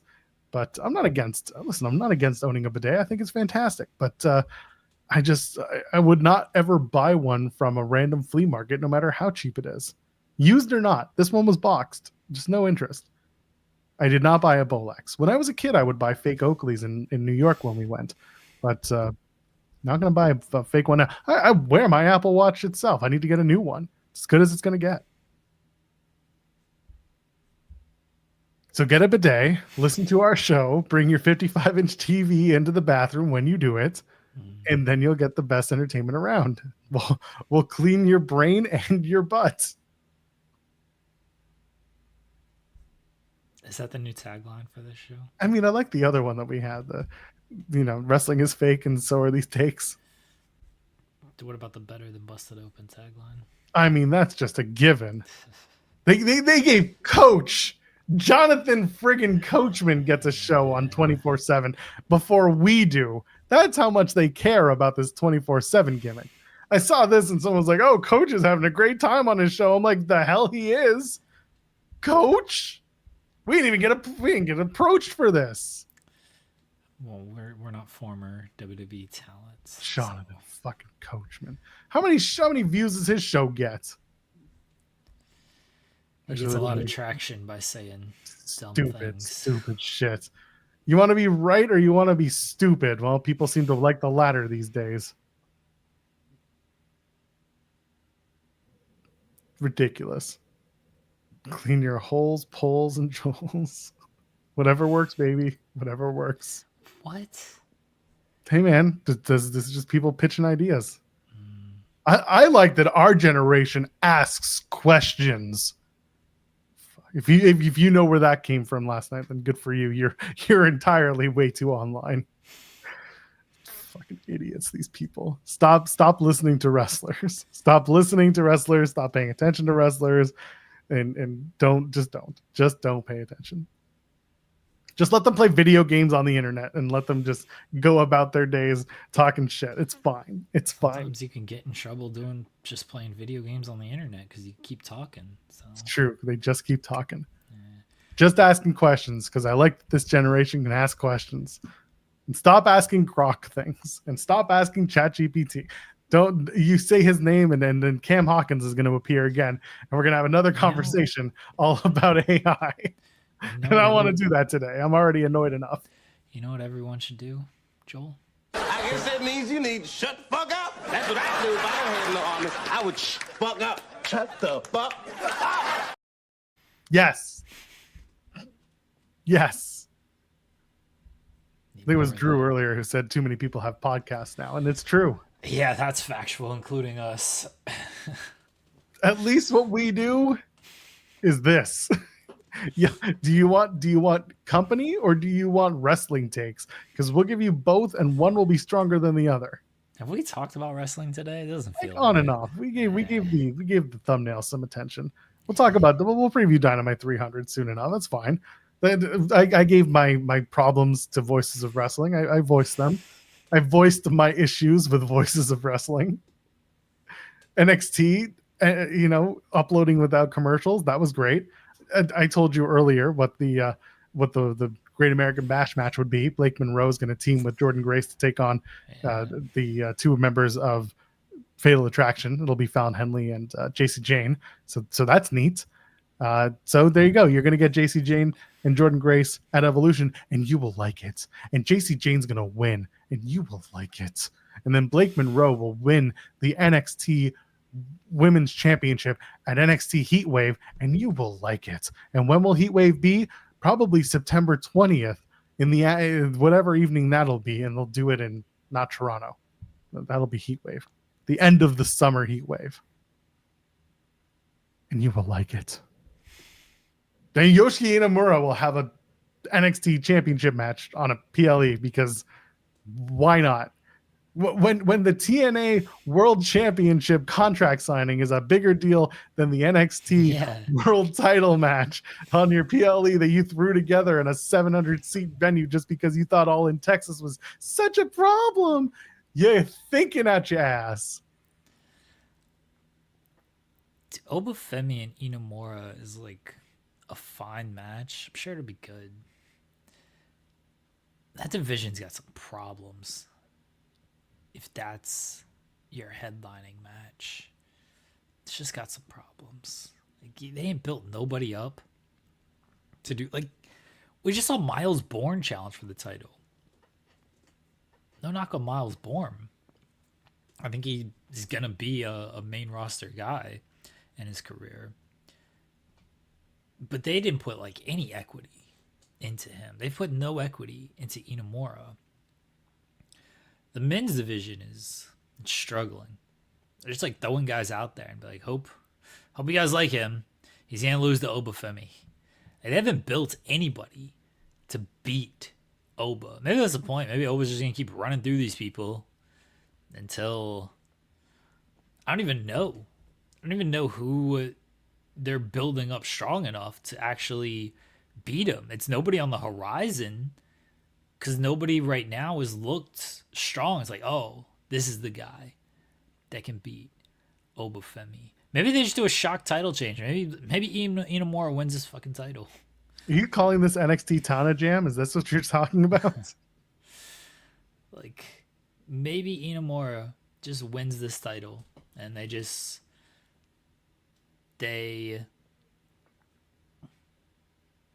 do a shock title change with it. I don't think they will. I think it's more likely Oba wins, but the idea is that how many good matches can you have with our guys that aren't considered main event talent yet? That they're hoping that Oba can be the guy who has good matches with these people, makes them look important while those guys make Oba look good. Oba's not known as like a fantastic wrestler, but you get like Miles Bourne, who puts on a great showing with Oba.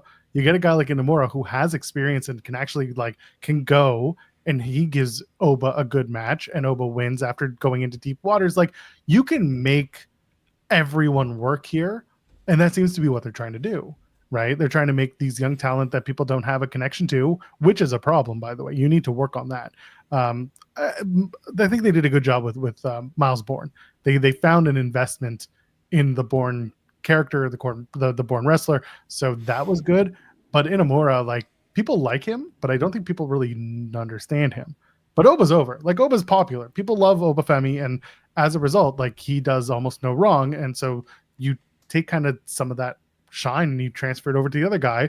And while they lose, they still look good in defeat. And that's kind of the hope, is that it's a transference of energy through different means. Yeah. But really, like the Trick Henry Mike Santana contract on it was like, that might just be the main event. It's probably going to be the women's tag, to be honest. It's probably going to be the Blake Monroe TV debut. I assume that's going to be the last match of the night. Maybe. I don't know what the last match of the night's going to be. Like, looking at this card, I'm like, what is a good headliner? They're going to bring Goldberg out. Be like, I'm 20 steps ahead. Inamura, you're next. Yeah, I don't know what's. You went a little Sami Callihan there. That was. Oh, I hate Sami Callihan's voice. that was a little rough there. Thumbs up, thumbs down. Your Sami Callihan's one of your better ones. I'm not saying much. No, it's not. I hate Sami Callihan's voice. It's one of your better ones. It annoys the hell out of me. But like Javon Evans, I see Zeno Hour saying Javon Evans dethroning Obafemi is the move, and I think that's what they'd like to do, but they don't have a show big enough yet that they've promoted to get there. You know, it's like whatever their weekend show they're piggybacking off of is when they would try to do it, which is typically Stand and Deliver is the biggest one, and then they've got other ones that kind of show up here and there that they get a pretty good turnout for. This is not one of those. Just like Evolution, this is one of those we have to work against AEW's big show because we're going to, be in the news more than they will. And it's become more and more transparent to a lot of fans who are online and who understand that like this is just kind of thrown together and it's feeling more like it's thrown together. WWE had an opportunity to counter program and do it in a way that didn't feel the way it's come off. Because to me, every time I look, it's like, oh, we're a week away and you've done like nothing. You've done next to nothing for this show. You just threw it together and that looks lazy. And it's very transparent to me that you're just doing it to be petty. And there's a time to be petty and there's a time anyway. But the point is, it doesn't work when you're doing it all the friggin' time. And that's what we're looking at with Great American Bash and Evolution. These shows are thrown together because we have an axe to grind. I don't know what the last match is for the week, for that show though. I really don't. The women's tag is the only one that stands out. Goldberg comes out and he's like, everyone go watch Saturday night's main event. And then he spears Obafemi, hits the jackhammer and beats him. And Goldberg is the new NXT champion. And then we get Goldberg and Gunther in a unification match at Saturday night's main event. And Goldberg spears Gunther, jackhammer beats him, and he is now the WWE NXT World Heavyweight Champion. Let's go. And he retires both titles. And then we have 2 less titles to deal with. Big fan. That's my pitch. Big fan. Let's do it. Can't stop it. Someone's saying if Ricky and Ego is a loser leaves NXT match, that should main event. That's fine. I can see Ricky and Ego being the main event of the show, but they got to add a stake to it that makes it more interesting. The loser cannot speak. Loser has his larynx crushed. The loser is just never allowed to speak again. What if that's the stipulation? That should be it. And then Goldberg comes out and he spears both men, double jackhammer, and then neither of them are allowed to speak again. He crushes their larynx with his boot. And he just gets on the mic and he says, "You're mute," and that's it. You're mute. Yeah, because he crushed their larynx. Can't speak anymore. Okay. Miles Bourne's so offended by that. Well, no, he's deaf. He's not mute. It's okay. Miles will be like, my time to shine. It's okay. Everybody wins. Yes, it's NXT Black and Goldberg, except Aleister Black comes back and he takes over NXT. It's my time. It's Aleister Black hours. You're Aleister Black being like a 60-year-old decrepit man. No, just a grifter. It's fine. Aleister Black tries to throw his kicks. He's got good kicks, honestly. He does. But then Goldberg comes out and shows him what a real kick looks like. Side kick right to the face. Hey, by the way, happy birthday, Bret Hart. It is Bret Hart's actual birthday today.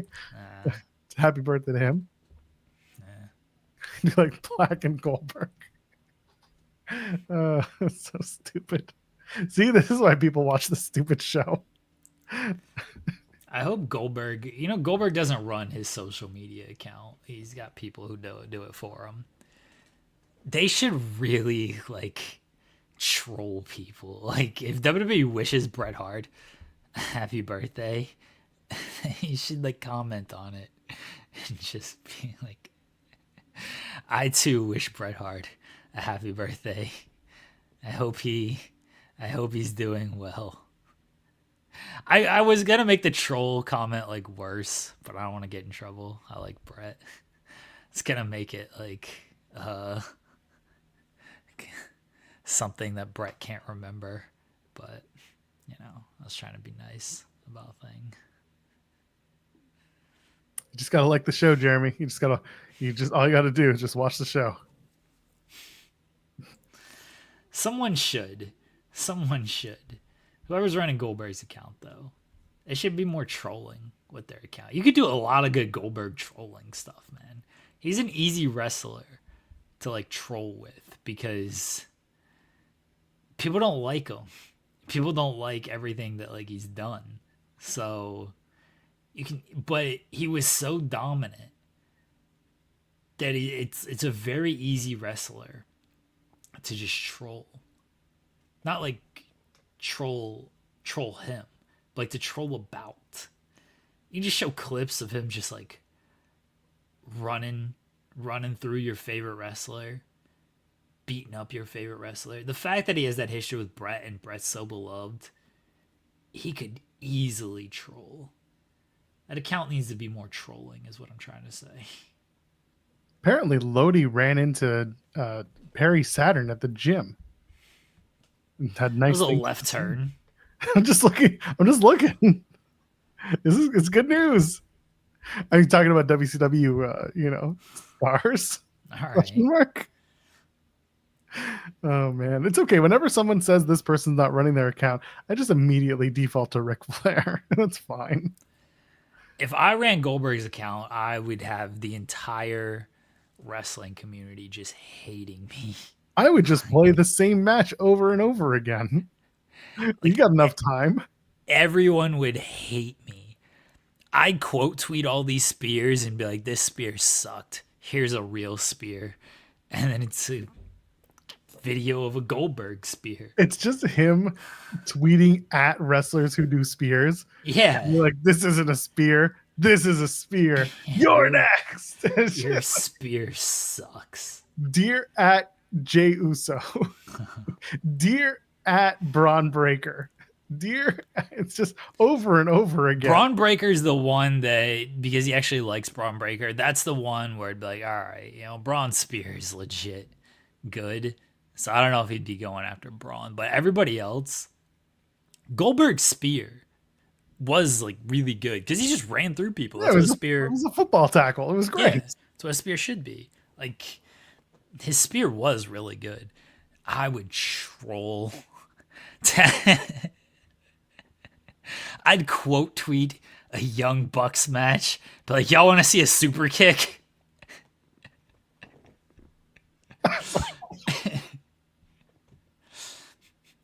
I would troll everyone in wrestling with Goldberg's account. Just the entire wrestling community would hate me. Absolutely hate this account and hate Goldberg.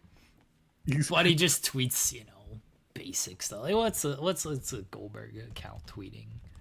Today was the 3-minute segment from Raw. You should just be like, dear at Karrion Kross, I know what it's like. I didn't back bump either. And today it's just taking care of business, and it's just a clip of Goldberg taking out Triple H. 3-minute warning, took 30 seconds to dispose of. Who's next? It's just clips. Did somebody say 3 fine. minutes? It's just fine, but. Oh look, it's Goldberg with a GUN. That's nice. Who cares? Is this him and Brock from Mania 20? Oh no, it's not. This is him. That's the first one. Yeah, he's got a clip of him against Sting, and he's like, just honored to share the ring with this man. Like, okay, nah, I'd be trolling the shit out of people if I had to. It's just him doing Goldberg fights, and then right. It's just Goldberg highlight, which is fine. Like whatever. It's Goldberg highlights. All right. This is how the account should be run. Honestly, if we're trying to be correct with things, this is how the account should be run. But it's not fun. What's fun is trolling with these accounts. That's way more fun. I love how he posts his birthday one, and it's like throughout the years, but the first photo from his birth is him with the WWE Championship at his current age. This rules. What is it, 2002? He does not look like Goldberg. There you go. It's just him doing Goldberg through the years. Yeah, if it's not wrestling stuff, then it's some sort of sponsored ad content that he's doing. It's no fun. This is, oh my god, this all sucks. Does he ever reply to things? I don't know. Someone gets paid a lot of money to just do these generic tweets. Yeah, it's kind of sad. Look at it's just, he does not, this account does not reply to things. This account cannot be gotten to. Again, someone gets paid a lot of money to just do these generic tweets. And good for them. Go make a living. But I would have some fun with this Goldberg account. Just okay. 2020 NASCAR on Fox at BMS Updates, which doesn't exist anymore, had to pull out of the dirt track race when I wasn't doing driver intros.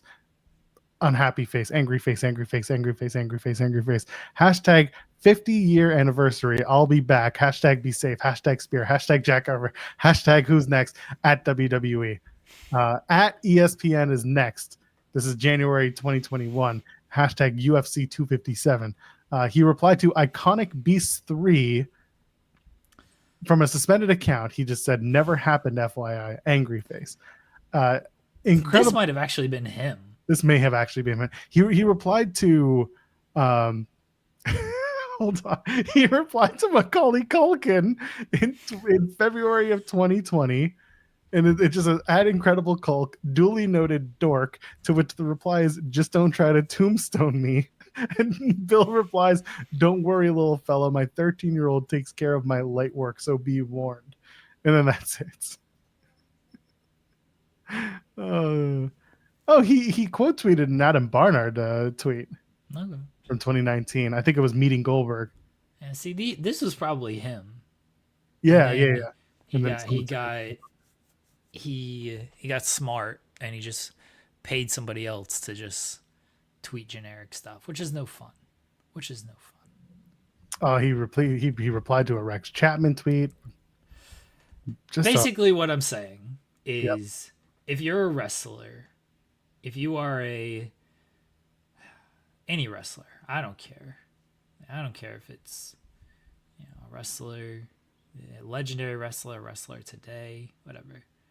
Let me run your social media account, preferably like a legendary wrestler, so I can just do dumb shit and you don't have to face any of the backlash because you're only showing up to like conventions and people still like you or don't like you. I don't want to run like a social media account for like a current star, because then they got to actually like show up and deal with it. They're there to get themselves in enough trouble running their own accounts. I want to run like a legendary account. Goldberg's the best option. I was trying to think of like who else is out there that could run. I'd like to run Brett's account. I don't even know Brett's on Twitter, but Brett would be good. Brett's on Twitter. You go to @Bret Hart. I want to run his account. Yeah, that's a good one. I'd piss off Shawn Michaels. He'd block me. It's his for some reason it says Brett Giftman Hart. Oh yeah, because he does like the Amazon thing. Is that legit him? Yeah, this is his thing. He hasn't tweeted since. Well, he didn't tweet after December 5th, 2024, and then he tweeted March 14th. He did a Maple Leaf Pro retweets, and then Johnny Ipro to promote he's coming to Montreal on November 9th at l'Olympia because Johnny Ipro pays to bring him in and shit. I love how people know my brand. They're like, Jeremy's going to use the Goldberg account to tweet Tony Khan. When you getting Jack Harlow? I love it. I just saw that. Amazing. You would definitely know it's me. You will know if I ever run a wrestling account because all of a sudden they're going to be tweeting Tony. Blake Christian praise. Has Bret Hart ever replied to anyone? He's retweeted people. Yeah. But I wonder if he's ever done any replying to people. Let me see. I'll publicly tweet Bret Hart. So what's his Bret Hart Twitter? He's just at Bret Hart. Okay. All right. Oh, he's got 1.3 million followers. I know, right? It's crazy. So many more than Goldberg. Yeah. He's got like 1 million more followers than Goldberg. Hello at Bret Hart. It's his birthday too, so I'm gonna soften him up with a nice. Good for you. Nice birthday message. Hello at Bret Hart. Happy birthday. I was wondering if you need someone to run your social media. I feel like he has. Would love to tell you my pitch. We're going to get Blake Christian's the theme song. It's happening. Hope you have a great day. There we go. All right, we'll see if I'm running Bret Hart's account in the next however long. He's more of an Instagram guy. I don't want to run his Instagram. Why is Trish? Canadians. What are you talking about? Yeah, we got Trish tweeting about Trish tweeting about Shea Gilgeous-Alexander, like the greatest Canadian of all time. Bret, I would do the same thing on Bret's account. Like, there's only two great Canadians, me and Shea Gilgeous-Alexander. That's amazing. Oh God! All right, well, shall we AEW Dynamite tonight? We're almost at the end of the show. We accomplished nothing on this show. It ruled. I would say that people liked it, and if you didn't, I don't care. We're gonna get me a job as a social media account manager for a WCW legend. We're gonna do it. That's what we're getting. I should run Bischoff's account. He's a bitch. You don't want that. He's making enemies and stuff. Yeah, there's one thing Eric Bischoff needs is help promoting brands. 380 tickets. Anyway, they got a month. We'll see how that goes. AEW Dynamite, 300th episode tonight, live from the Toyota Arena in Ontario, California. Not Ontario, Canada. Jesse the Buckeye. I know you'll make that mistake, but Ontario, California. Shout out to you. Mistake. Go watch the show. Kota Ibushi, Kazuchika Okada. It's going to be a fun match to watch. A rematch. I hope nobody gets hurt. Me too. Kota's going to scare everyone and go for this Phoenix Splash. And I'm going to just hold my breath when it happens. I hope nobody gets hurt. Rematch from Wrestle Kingdom 14, I believe. So that'll be a really good match. They'll pull out some stuff. Oh, it's a rematch. It's a rematch from the G1 final. That's true. That's where Kota got hurt, and his career hasn't really been the same. He looked good against Trent Beretta. He did look good. But that G1 final, I mean, outside of the Janela match, legitimately, Kota wasn't looking good until the Trent match. He had more issues. The Janela match was great. Joey Janela, greatest carry job wrestler of all time. But that was it. Every other match he was in, it was rough looking for Kota.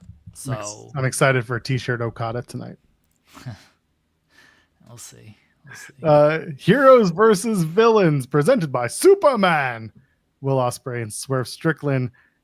Isn't this a 6-man? Oh no, they're doing 2 matches. Okay. Yeah, the first one is Swerve and Will Ospreay Swerve Spray, as we've called them, versus Beast Mortos and Swerve Spray. Yeah, we're calling them. That's what SP3 and I decided on Thursday last week. We'll call them Swerve Spray. Yeah. That sounds weird. Only if you spray them poorly, but if you Swerve Spray them, you spray them great. Okay. Anyway, Swerve Spray take on Beast Mortos and Dralistico, or Dralisticortos. Can't put that together. I'm sorry. So that's one match that's going to happen. Poor Beast Mortos just can't get a win on TV. I mean, he might win this match. He's not. He's not taking the pin on this match, though. No, I mean the Bucks are in a match, so I doubt they're going to get involved in this particular tag match because the Bucks are going to team up with Konosuke Takeshita to take on Bandito, Roderick Strong, and Kyle O'Reilly from the Paragon. That's another Heroes versus Villains presented by Superman match. They're doing a trios match. Are you going to watch this new Superman? Am I? Yeah. Doubtful. Oh, okay. I'm not really a Superman guy. I was always more of a Spidey and Batman guy. I killed Superman. I killed Superman. Huh? How ironic. I am the bad guy. Kryptonite, the Green Chronic. Eminem lyrics. Yeah, no, I got it. I was thinking of Superman by what's it called? Crash Test Dummies. Go listen to them. Great Canadian band. I like Kryptonite by Three Doors Down. 3 Doors Down. Yeah. I think their singer has cancer. Oh, that's unfortunate. It was one of those from. It wasn't 311. I'm pretty sure 3 Doors Down. It was the singer has pretty bad cancer. So anyway, shout out to them. Yeah. So there's that trios match, and then there's this tag match. Or is it going to be Takeshita and the Bucks winning against Bandito, Strong, and O'Reilly? Yeah, I assume it's Takeshita and the Bucks winning. I don't know why. What if Swerve costs the match for the Bucks and Takeshita? I feel like O'Reilly or Strong's taking the loss here because they ain't doing anything important coming up. Oh God, we're in trouble. Okay. Hello. SGA signed a Mickey Mouse contract. I broke that news yesterday. What are we doing? We broke this news yesterday. I feel like he had plans to stick around, but then he took a phone call when he popped off. Bret Hart. He's like, why is one of your employees tweeting that they want to run my social media? Sean, I wanna offer him the job. How do I get in touch with this Jeremy Lambert guy? How do I get in touch with that Lambert guy? Well, he owns the site, Brett. So anyway, for the number 2 entry in the Casino Gauntlet at AEW All In, MJF, Brody King, AR Fox, and Anthony Bowens. I feel like Bowens is actually going to win this match, and MJF is going to get screwed by Mystico. I think that's right. And it might be Anthony Bowen. Like, it doesn't matter. It does. I get they try to be like, oh, you want to be first or second because the match can end at any time, but we know like it's gonna go a while. So yeah, it doesn't really matter. Poor AR Fox in this match to take a pin. Oh, at least he knows. And for the TBS Championship, I assume this is the main event. It's the only match with the title on the line. Yeah. It's Mercedes Moné defending against Mina Shirakawa. Of course, everyone's wondering, will Toni Storm get involved, even though Mina said do not. And she said, okay, fine. But we all know that doesn't always work in wrestling. And Mercedes is going up for the women's world title at All In Texas against the aforementioned Toni Storm. So I'm curious, is this Mina's time, or is Mercedes going to walk out still TBS champion? Personally, I would think that Mercedes should keep that title going into All In and stay undefeated.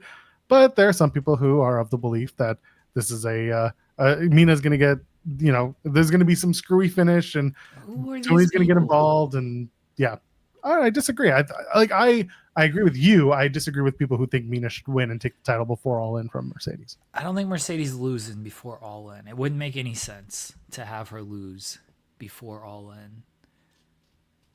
At some point, she's going to have her downfall. But I think the downfall starts at All In. I don't think it starts beforehand. You want to keep her continually undefeated until All In, because that's the moment. She loses it All In, and that's the moment. Or she wins it All In, she remains undefeated. But I don't think she's losing before All In. I think they know that too. What if Britt Baker returns in this match? She returns and signs a 20-year contract with AEW. Britt Baker. Nobody cares. Nobody cares, Marks. 20 years. Nobody cares. Here's the finish. Britt Baker returns and she just steals the TBS championship. And she just leaves with it. And then Mina Shirakawa and Mercedes and Tony, because Tony's out there as well, they're just looking all confused. And they're like, what the hell just happened? Who was that? And then they drink their water. And then the show goes off the air.